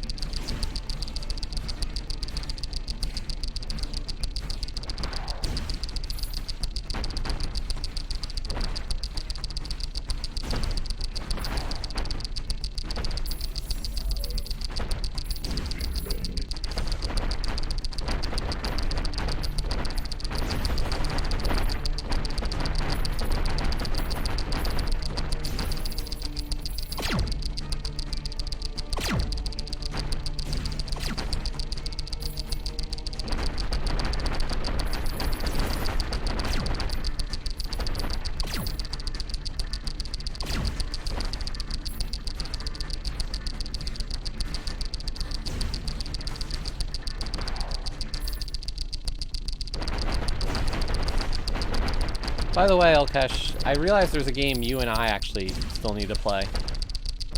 You know, I play co-op with a few of the people from the Discord, and you and I still have a game that I have not done with you yet. Been very negligent to do this one.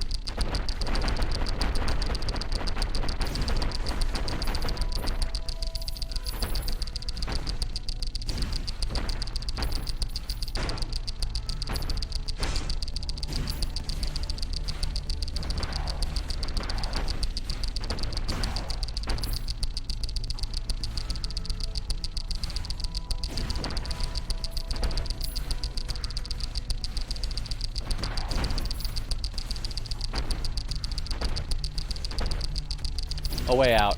Yep. I don't know if you did it. I haven't always kept up with TA feeds, but I know at least I was supposed to, like, that was one that you and I were going to play.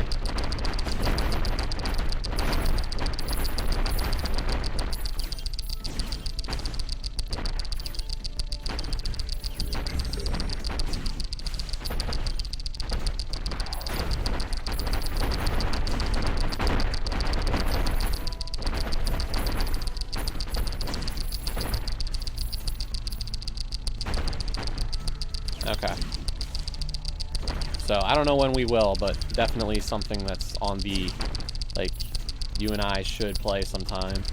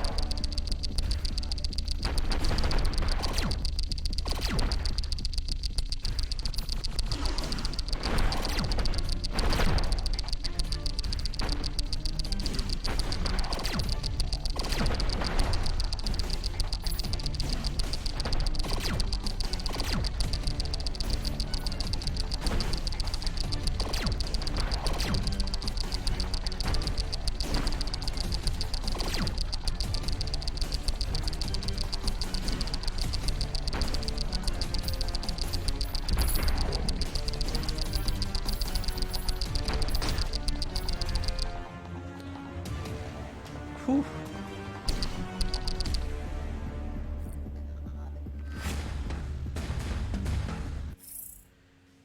I am curious what it takes to get all three of the little things. Game is not very forthcoming on what it takes. I'm guessing it's for, like, killing all the enemies, but I'm not entirely sure.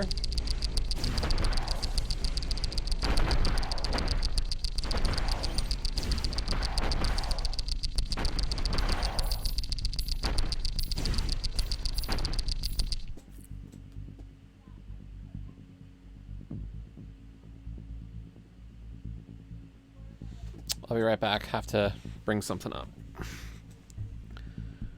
Sorry about that.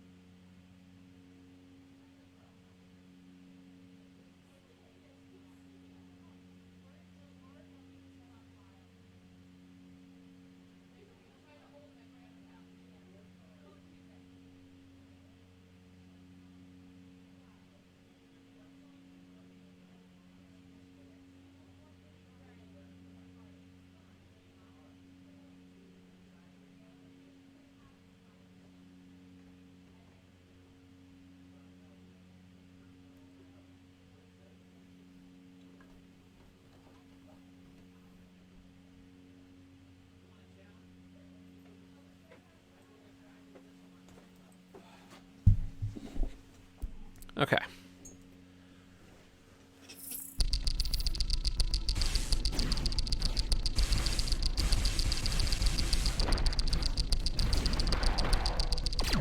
Don't feel like the lightning does much, to be honest. I don't know if it's like especially weak or if the guns are especially strong by comparison.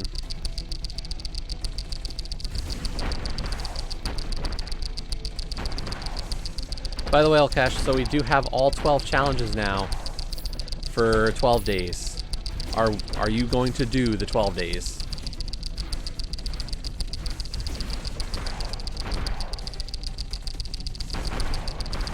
No? Which one completely made you decide no? Which one was the straw that broke? Really? Day 12, of all things.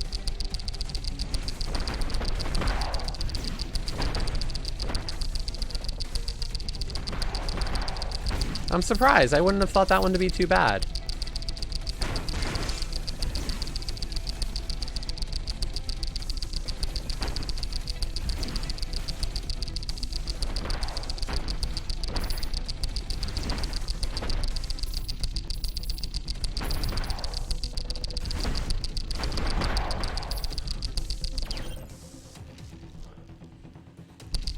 I guess it's a little bit harder given, like, for me, it's like I just have so many flippin' options. Like, there's no reason I can't ever do these.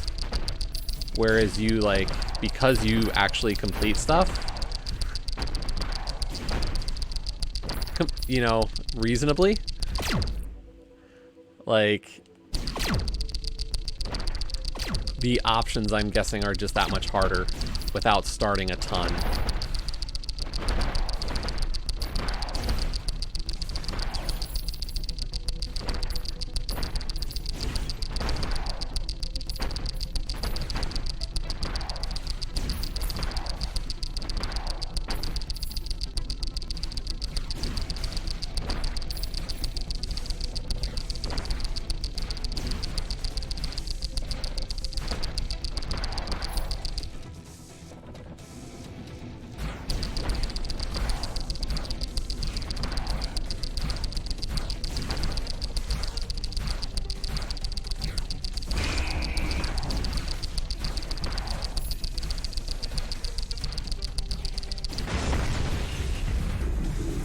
Boy.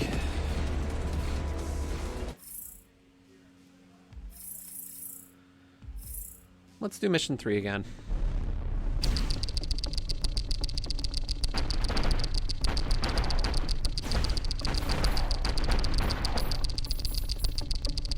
I mean, hey, my completion percentage is going up. So, like, you can actually see that the bean dive recovery.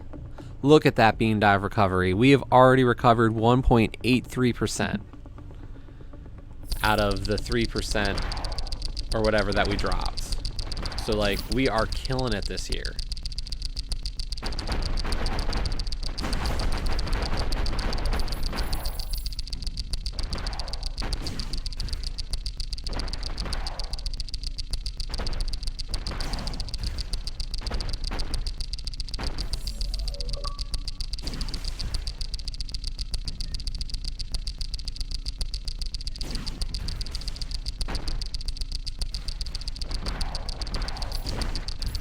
I mean, we've still got a long way to go, but because what, we've got another 1,300 achievements to knock out for full recovery, but like in comparison to last year, like, or like usually, I think we're doing pretty good.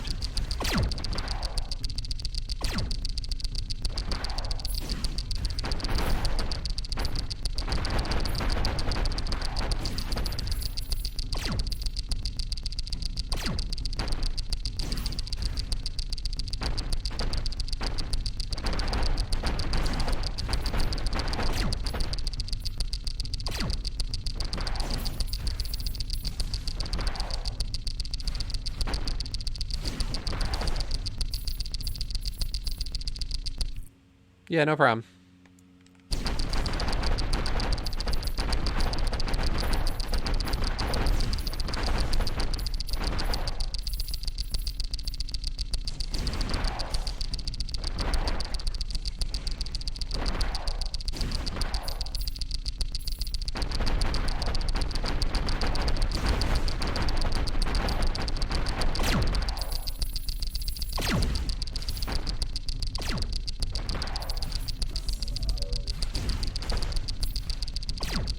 Okay, so it appears that the metal things are like contained within certain enemies.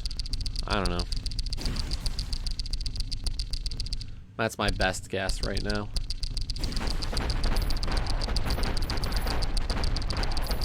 And it's not about killing all the enemies. But instead, like, certain ones.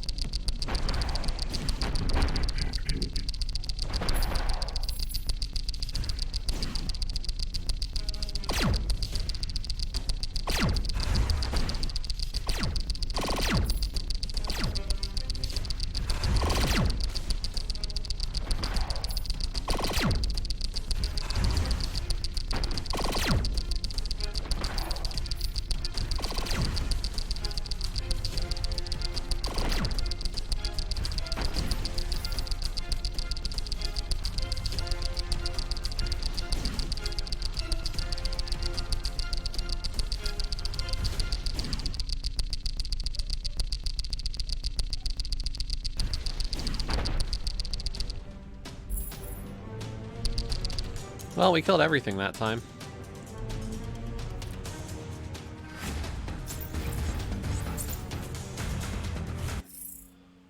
So we got a bonus. What do I want to spend it on?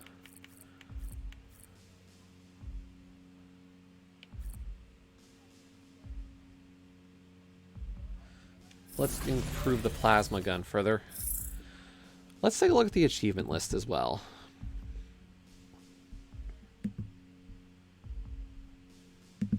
So currently it's got a 1.7 ratio on it.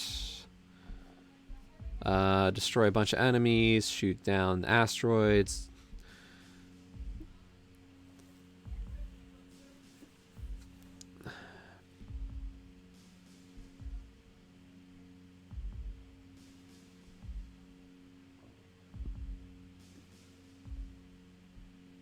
Yeah, you have to upgrade everything.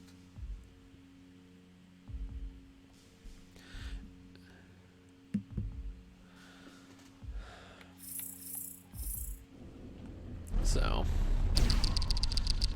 bit of a grind fest at the end. And I would assume that's what takes the longest. It kind of reminds me of a different one that I think was also sometimes you, now that I think about it. And I'm going to check, because it just strikes me as a little too... Yeah, Stellatum. This feels like it's almost... Aha! Yep. Same developer even. So, Stellatum, which we also streamed, was another Sometimes You published game, also developed by Satyr Entertainment, and was pretty much the same idea, so I'm not surprised that the lists kind of have very similar setups in that regard.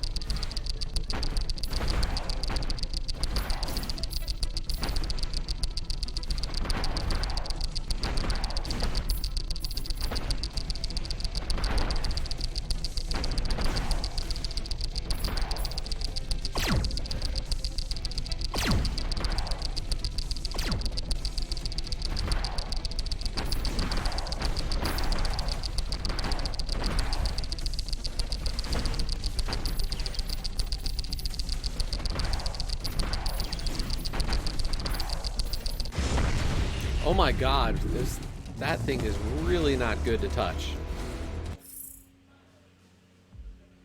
That's bad. Really bad.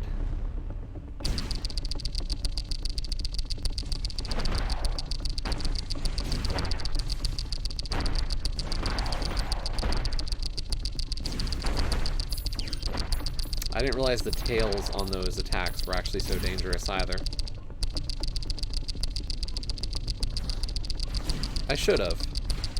Just didn't.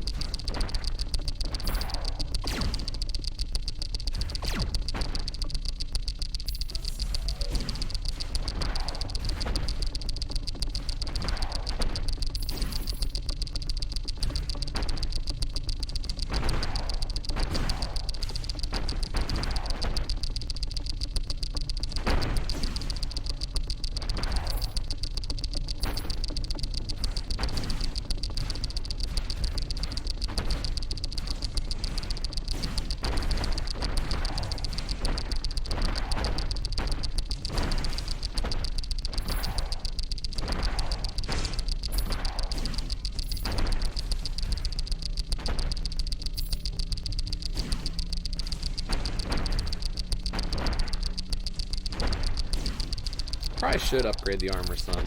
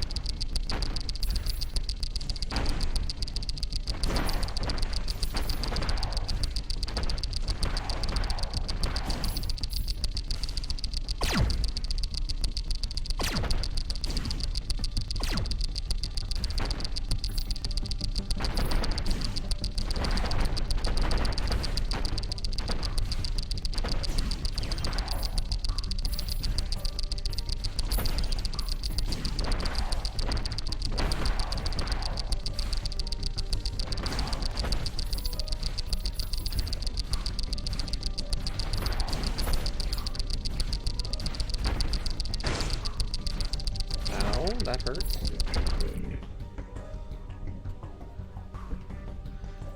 Oh yeah, see, there we go. That's awesome.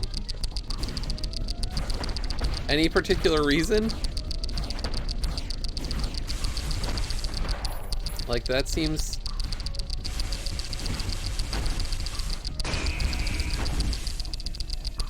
It's an interesting choice.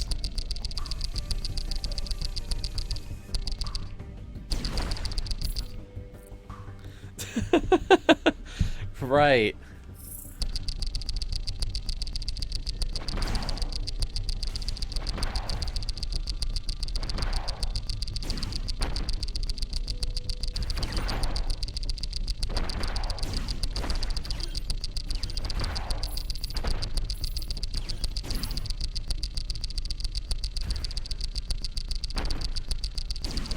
So I guess the question is, Volcash, then, are you gonna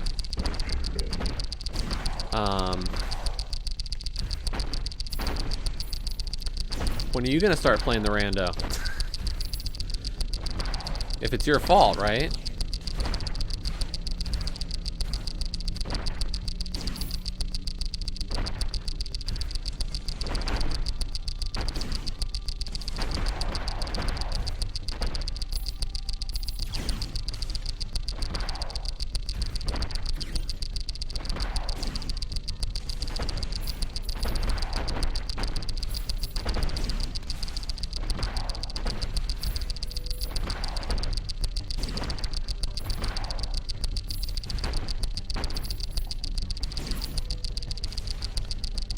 Fair enough.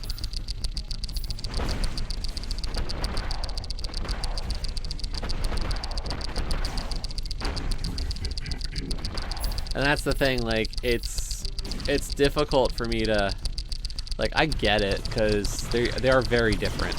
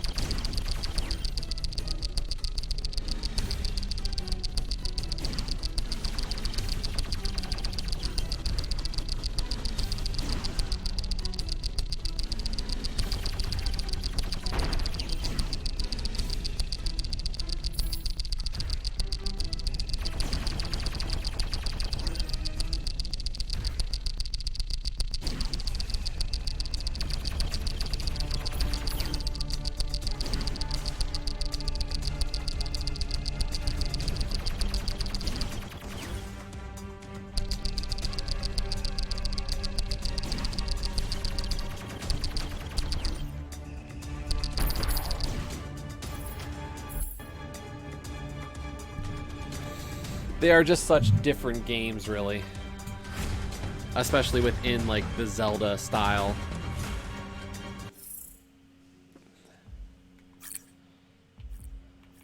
Breath of the Wild, like, just from what I've played, and I know I haven't played a ton of it, it just doesn't feel the same as, like, a normal Zelda game to me. And, like,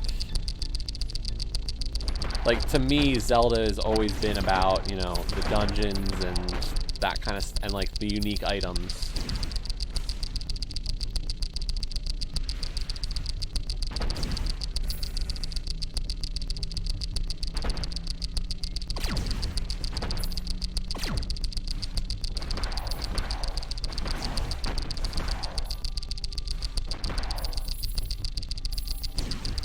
So, like, I get that it's a good game, it's just not... It's not why I play Zelda. That's kind of why I've been, like... Just haven't done much of it.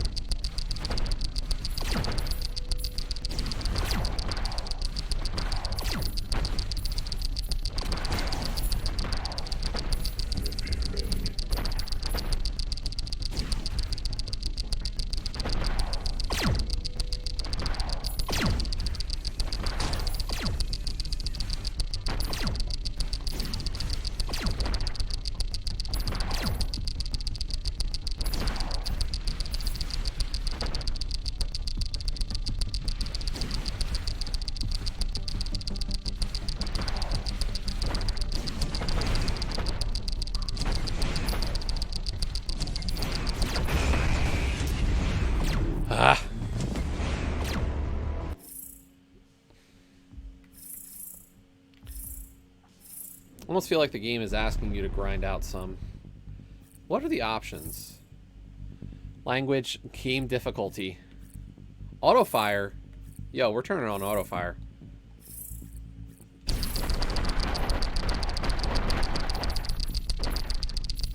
I don't have to aim anymore? Great. I don't have to hold down the button. Because seriously, all I'm doing is holding down that button the whole time.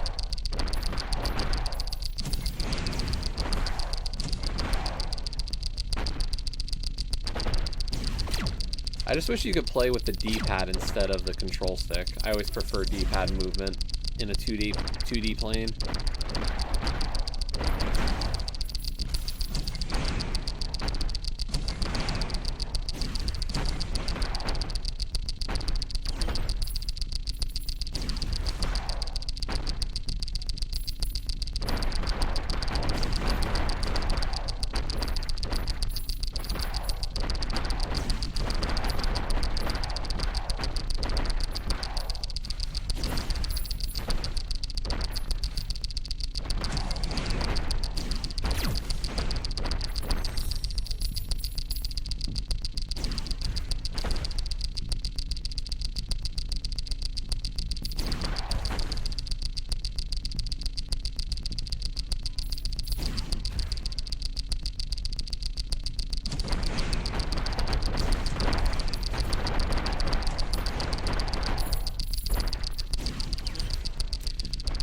So had you been watching most of the Steel series thing today, Elcash?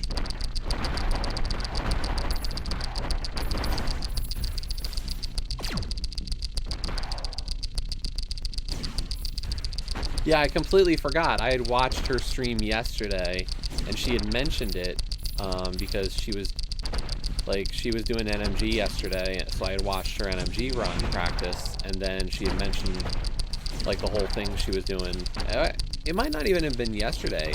She might have mentioned it earlier in the week, and like I was like, oh cool, you know, not something I like have much of an interest in, but like neat.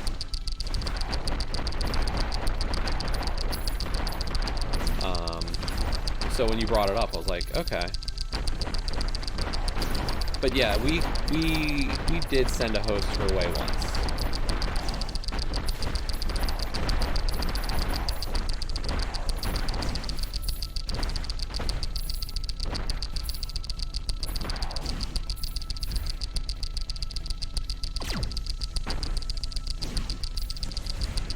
Yeah, and Zooters take a lot longer than that.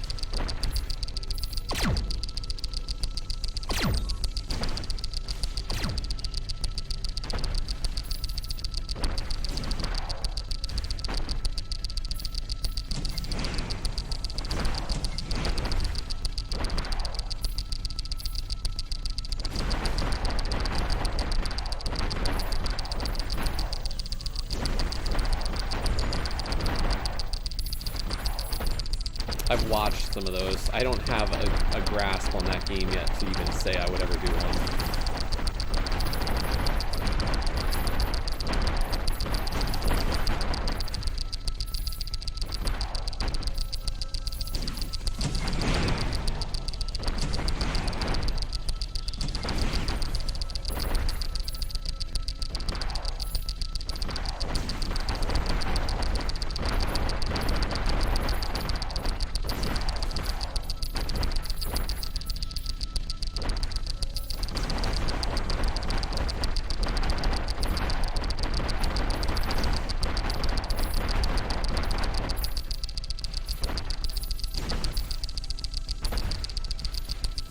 But yeah, in terms of like Link to the Past, I've learned a ton from watching her grind out runs.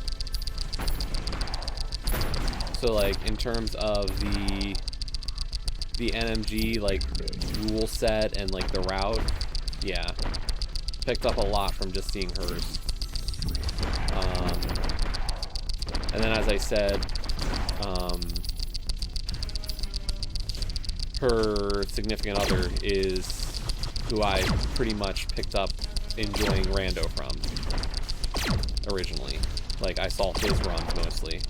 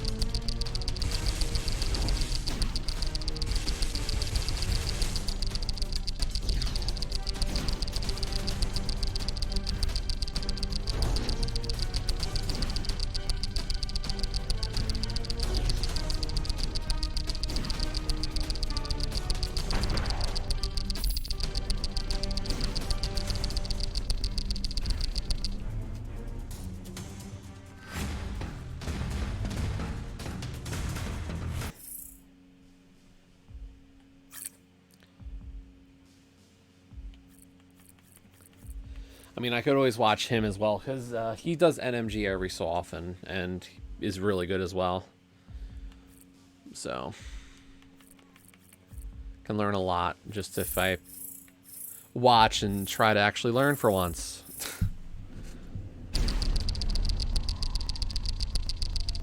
I don't know, a lot of people run NMG, so like there's plenty I could get from seeing people do them. I've kind of focused on the idea that if I keep doing rando, my NMG is just going to keep progressing bits and pieces.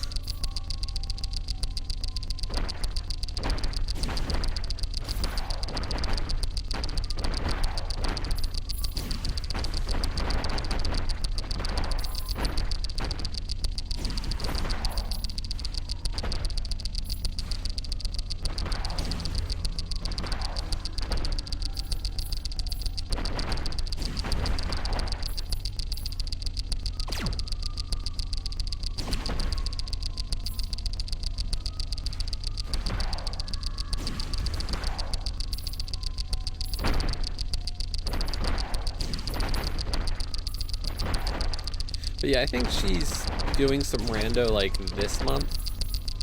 Like, but I think she's doing the festive every so often.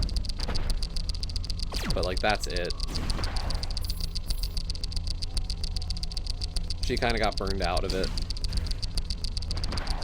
Can't blame anybody. It's a grind. It all is.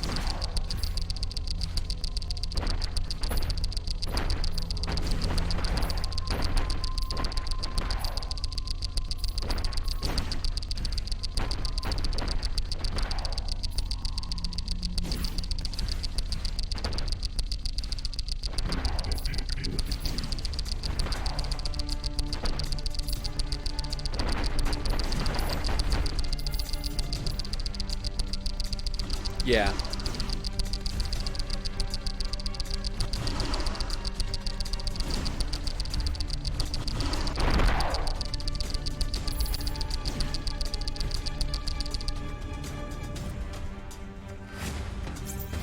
That's what it's called. And Marty.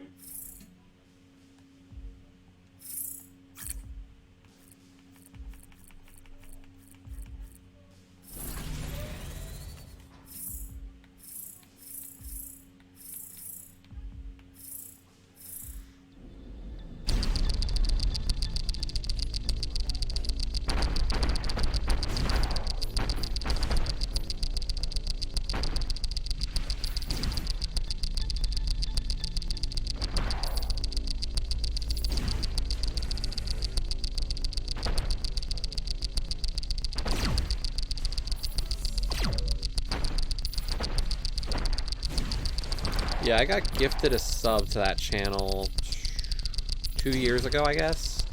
And then I had been watching for a while, and I just was like, you know what, I'm going to continue to sub.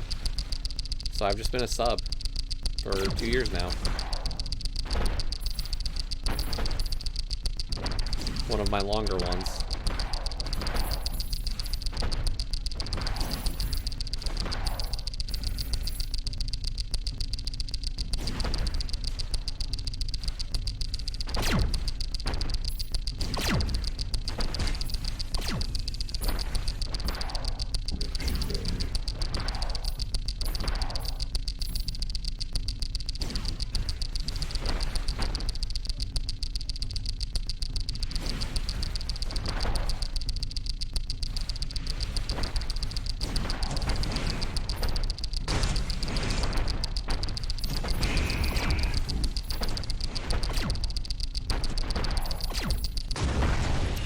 Dang it.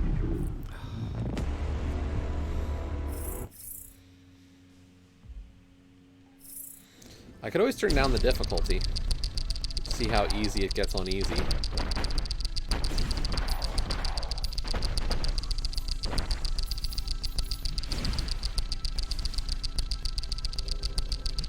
I mean, do the enemies just go down in an instant?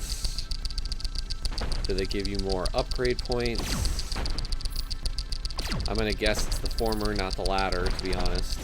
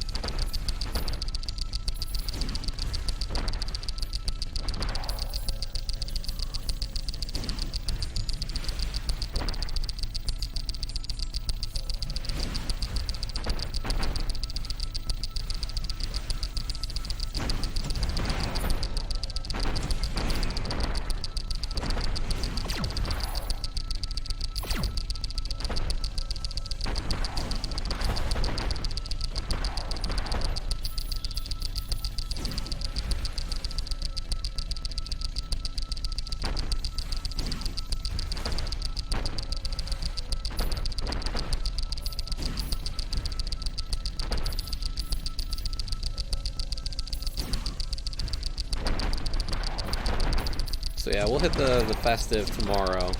Catch up again. I need to get all the codes down again.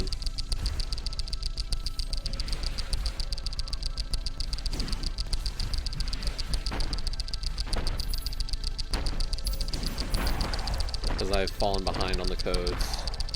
So we'll do days 7 through 13 tomorrow, I guess. Because I think we've only done the first 6 days.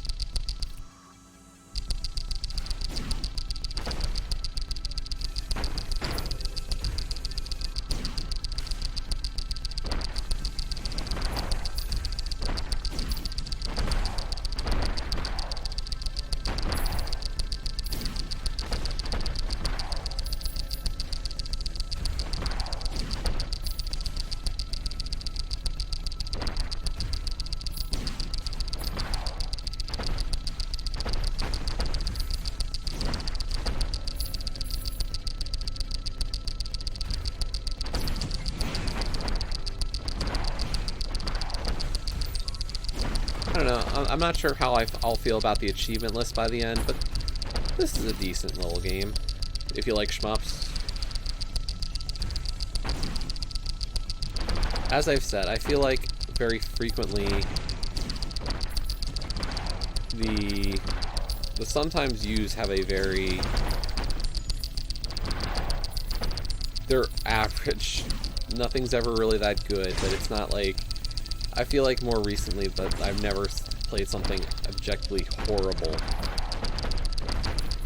Really, so I can live with these and be like, oh, that was okay.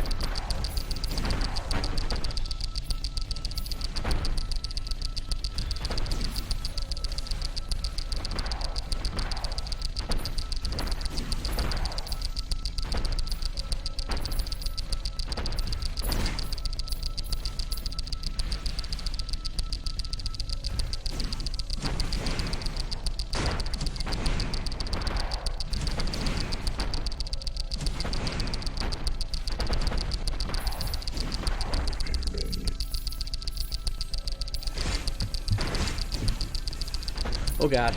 Oh boy. That was close. And I know the boss is almost here. That was boss sound.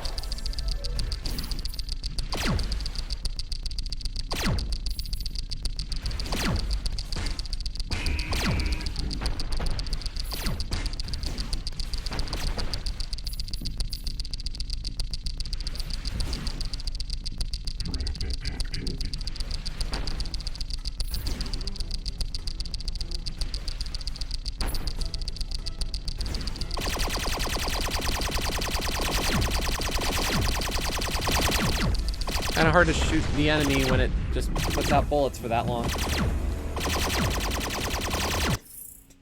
Oops. Okay, so let's try it out on... Let's see how easy is.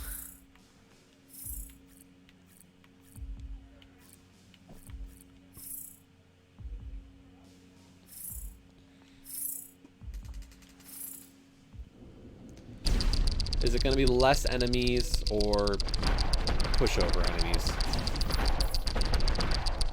Pushovers. Because the asteroids are getting destroyed even before I'm getting a chance to attack them, really. Yep, pushover enemies. That and their attacks are weaker. The attacks usually did more damage.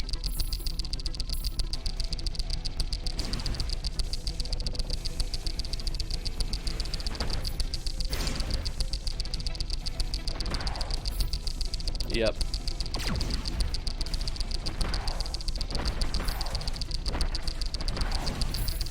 So I mean, from an achievement standpoint, this will be the way to do it. But it definitely defangs the game quite a bit.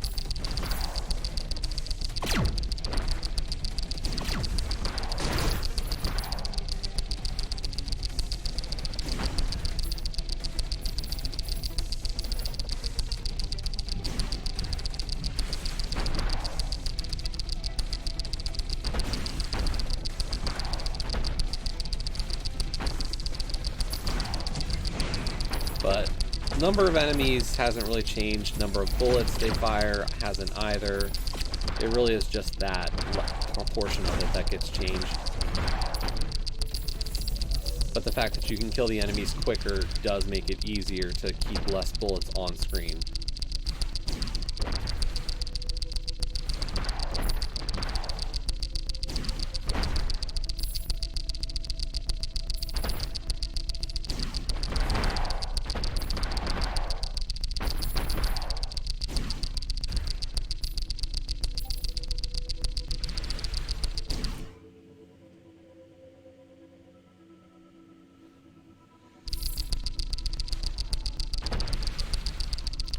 So I did watch back the race from today. It was unfortunate, but you know, it was a gamble I wasn't willing to call that early. I don't know if you watched Olkesh, but If it wasn't for the fact that it was Enemizer, I would have definitely made that call sooner. But in Enemizer, I don't like it.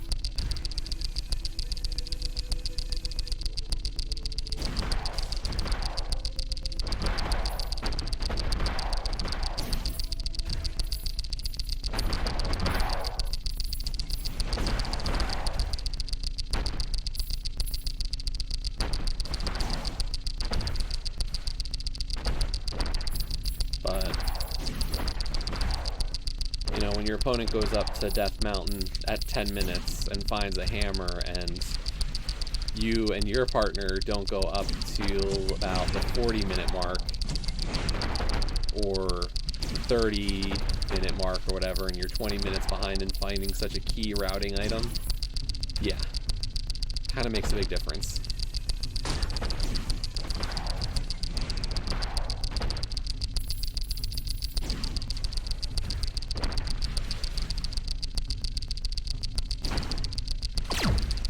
It was a good gamble, or it paid off. I don't know if it was a good one, but definitely one that made a huge difference in the result.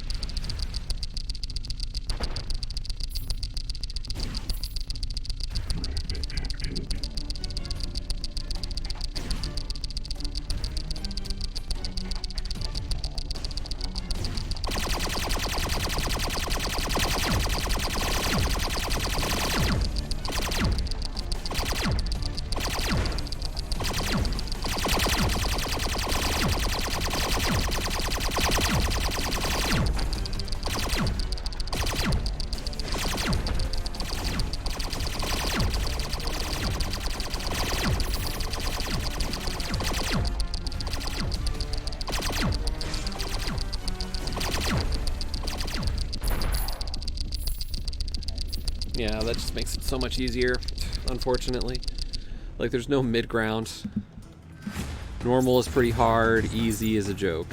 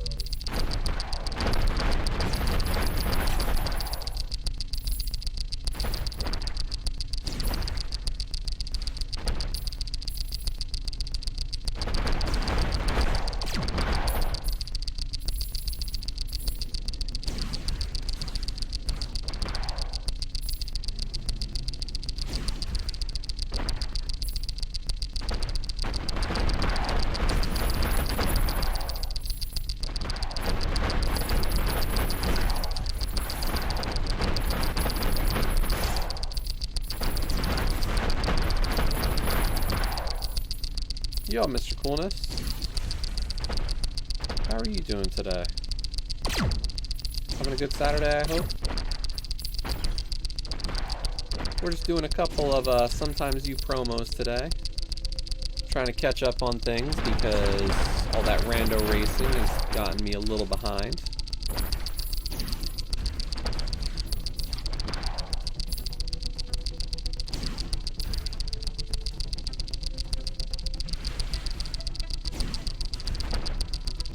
So we've got quite a few games to show off, and hopefully, you know, get back up to the to on time on things, because we've been pretty slow, to say the least, on it.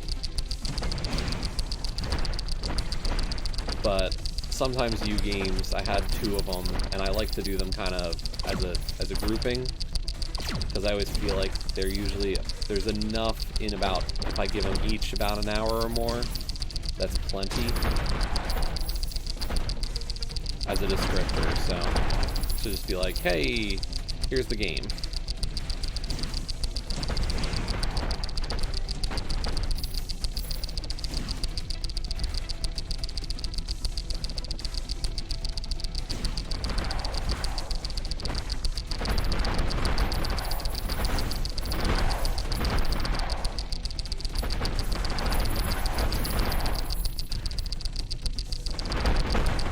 So we started with My Aunt is a Witch, which was okay.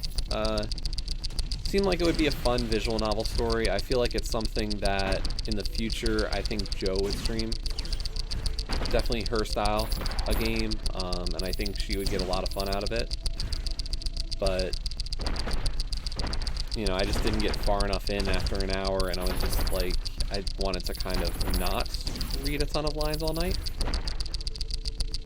So we switched it over to IAI, which is from the same developer as Stellatum, which was also a Sometimes You published game.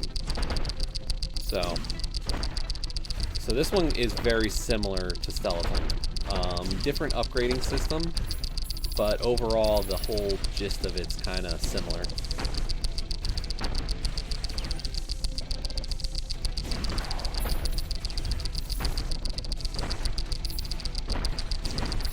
We played the first half dozen levels and completed them on normal, and so now I'm trying it out on easy, and as you can see, we are just shredding everything now.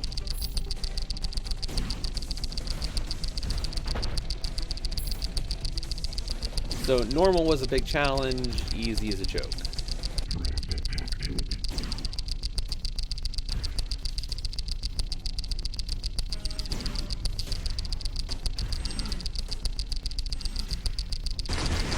Oh god. Hello.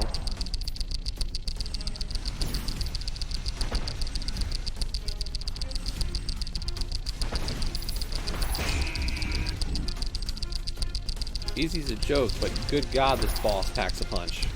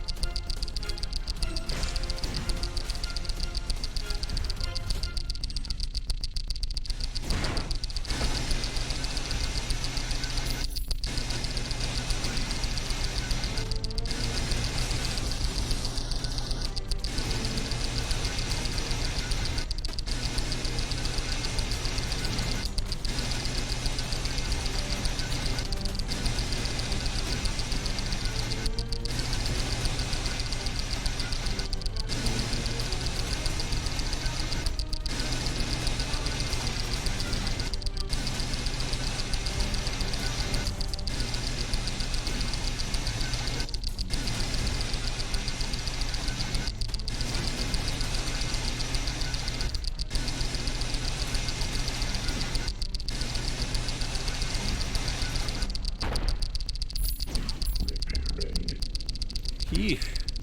That was dangerous.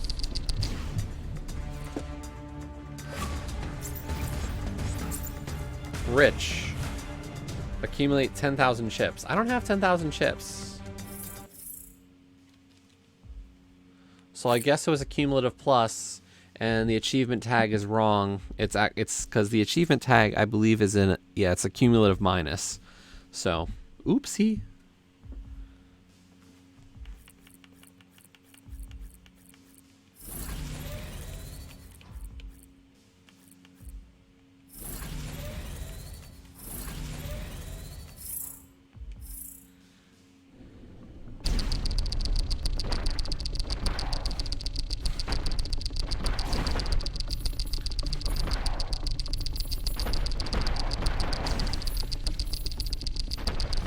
But yeah, this game is almost like a lot of the interfaces are very similar to Stellatum.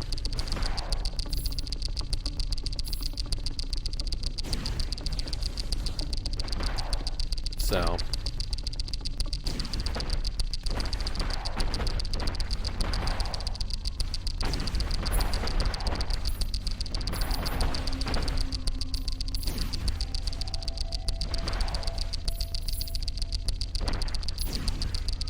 like I said, it's not a bad thing. It's just like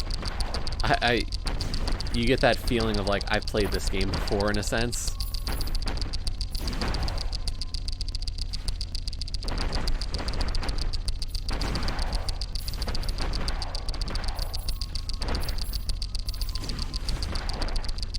I mean, this is the kind of game though that I could just sit and play and be like perfectly content with like a podcast or like some video essay on, and just go and do that, like listen to that while just kind of mindlessly working through this. And I can never have enough of that kind of game.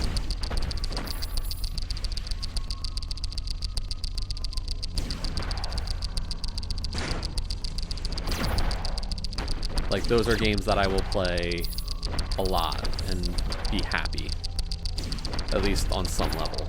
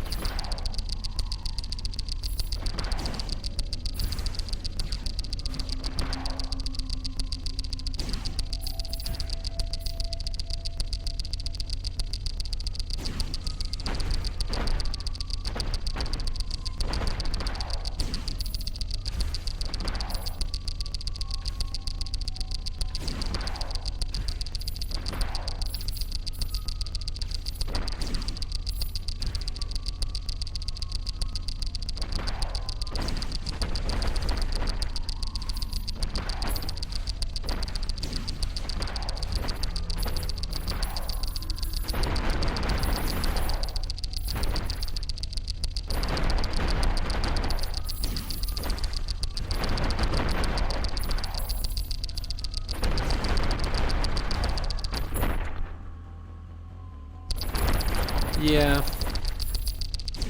Achievement tags are fun.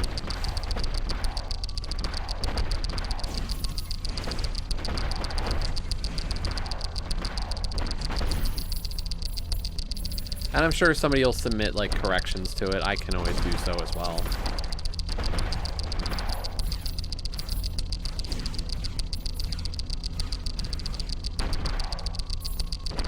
You know,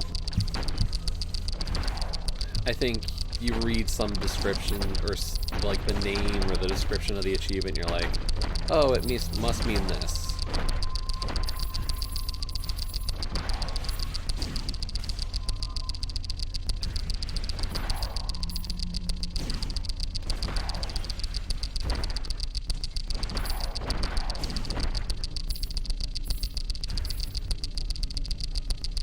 So, can't blame anybody for getting them right or wrong.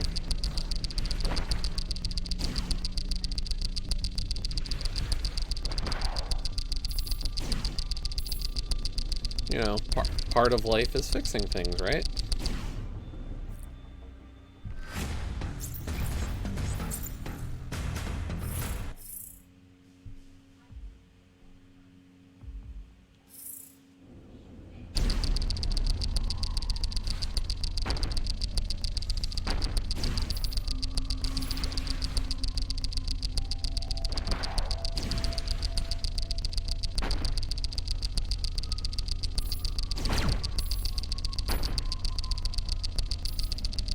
You know? If I make a mistake in a solution to something, I'll fix it. It happens every so often, and I've had people tell me. I haven't written as many solutions recently, but it's always fun to write those.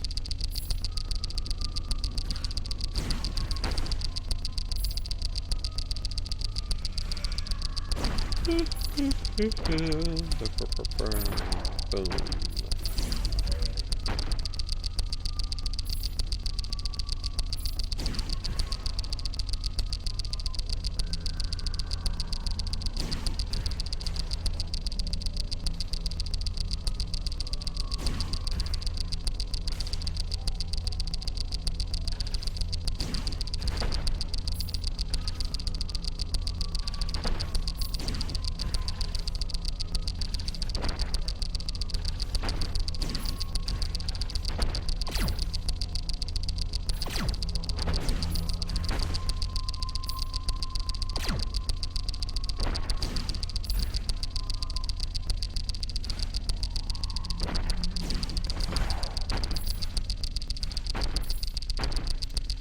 Yeah, here's like where I'm at with this one. By turning it to the easier difficulty, not only are the enemies easier to kill, and do less damage, which is great, but also because they have less health, I'm able to actually get more currency out of the levels and upgrade quicker, even though the amount of points each one is worth isn't changing.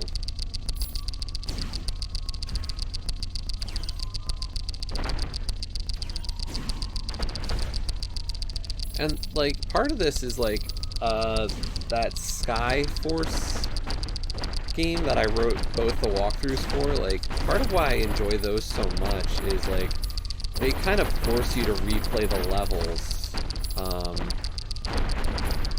on different difficulties, which is really cool.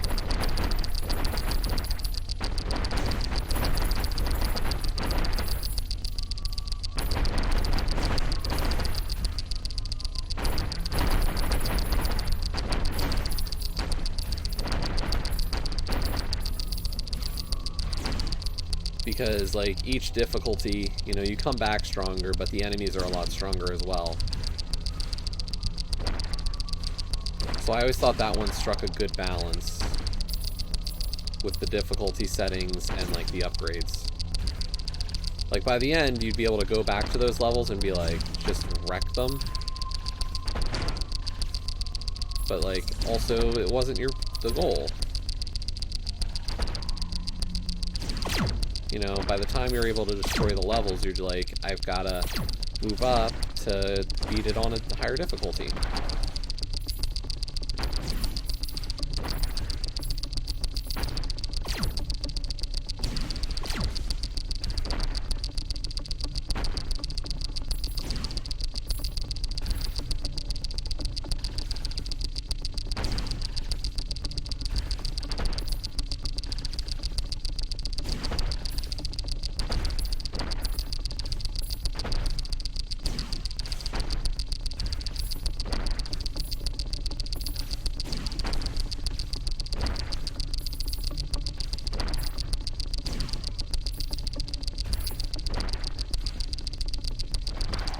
Are we gonna have a boss for this level?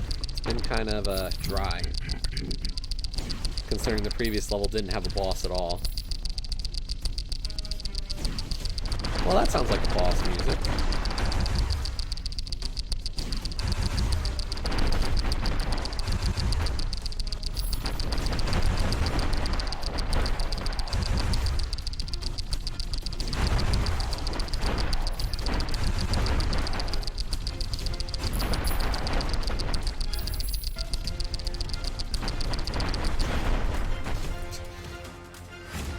Well, that was something. We destroyed the boss, but the two missile launchers on the sides didn't blow up. That's just fine and dandy.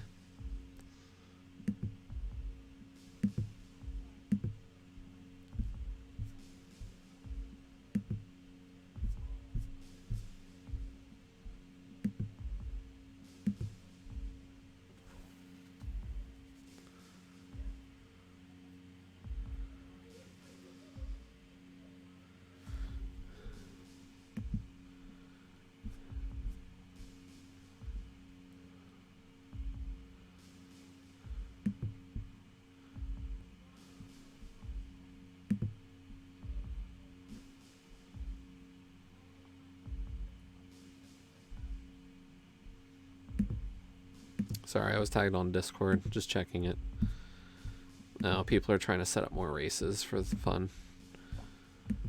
I can live without racing tonight. Commentating, that's fun for me right now. I can live with that as like a rest from doing so, you know.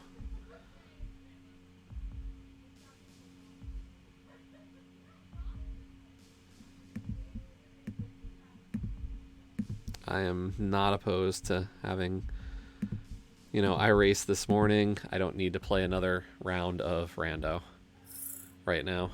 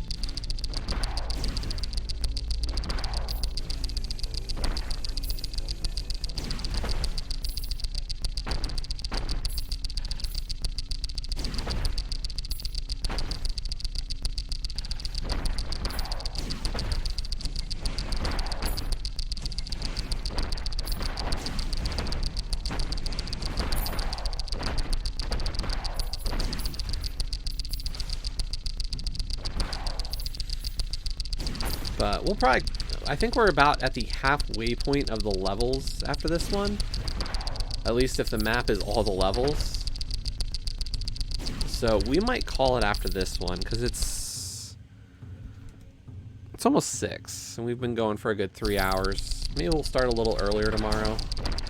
I don't know how long the festive levels are going to take for Zelda. Because we will be catching up on 12 days, or the Advent calendar, I mean. So we've got quite a few days on Advent calendar to do. So, you know, maybe we'll get started a little bit sooner so we can jump right in.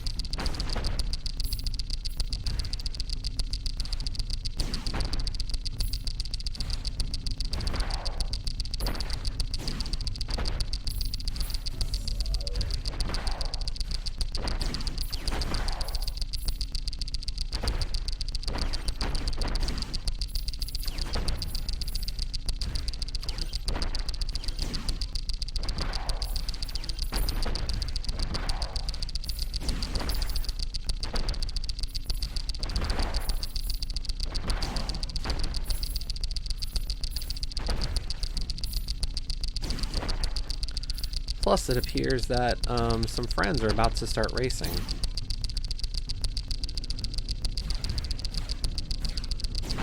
Because I've got some other friends who are not yet clinched up for playoffs. So hopefully they can make it.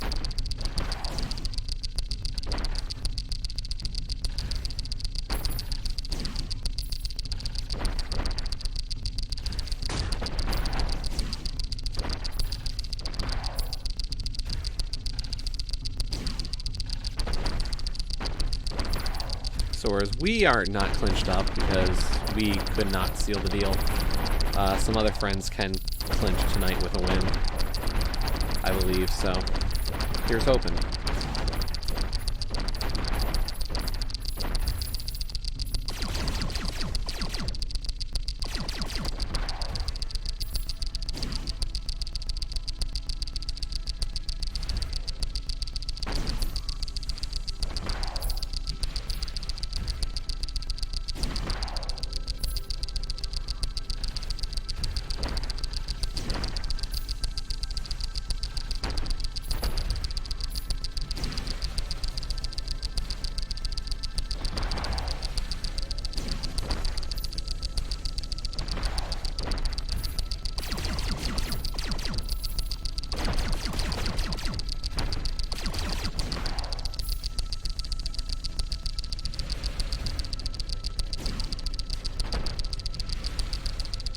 So yeah, I think the Zillions this week are there. I think there's another update coming to some of the Zillions this week. So if you need more gamer score, you know, because who, you know, doesn't? Quick points this week, it looks like again.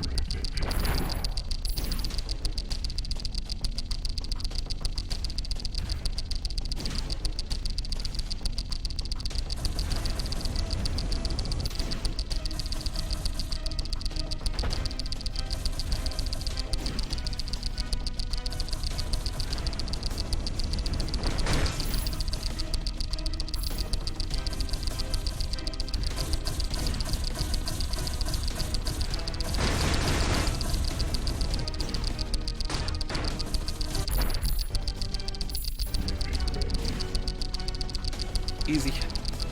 Easy peasy.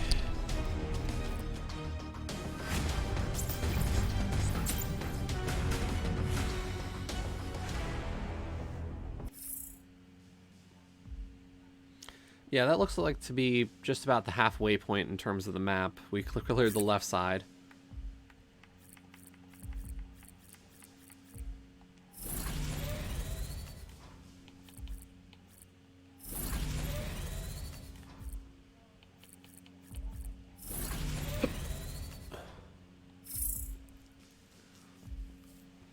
So let's see if there's anybody we can go send a raid over to.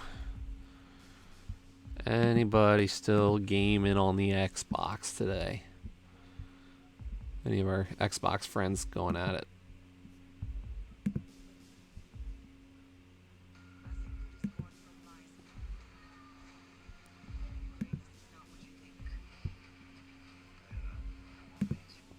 Doesn't appear to be. So we might just call it instead of sending a raid somewhere. So everybody have a good rest of your Saturday. As I said, I'll be back tomorrow. I'm trying to comma race at 9:10 a.m. So if you want to hear my lovely voice in the morning or afternoon or whatever time it is for you, you know, I'll be on for sure. Hopefully, it sounds like there is a restreamer and there is a there's a couple of comms signed up, I believe, and there's at least one tracker signed up. So there's a decent chance that race will get restream. So hopefully, you know, that means I'll be on the call. If not, I'm doing a comm tonight at 10 p.m. Eastern. So if you're awake, I believe it's going to be on.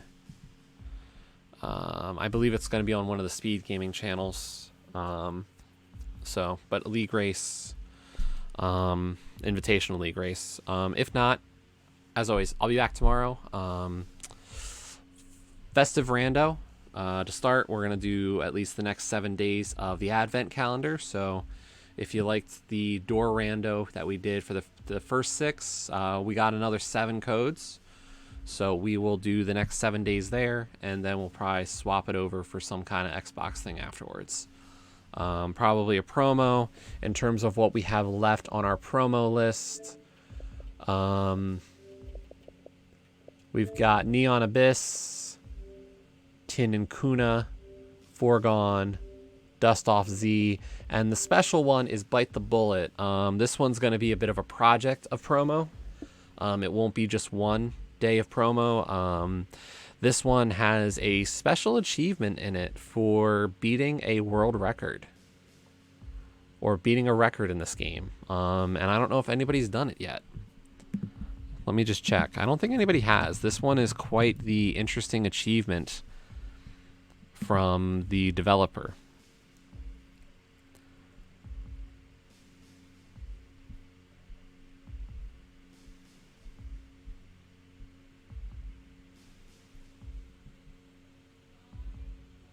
No, somebody does have it. 3 people have it. So it is possible. But apparently the game is not completable because fully upgrade every gun is unobtainable.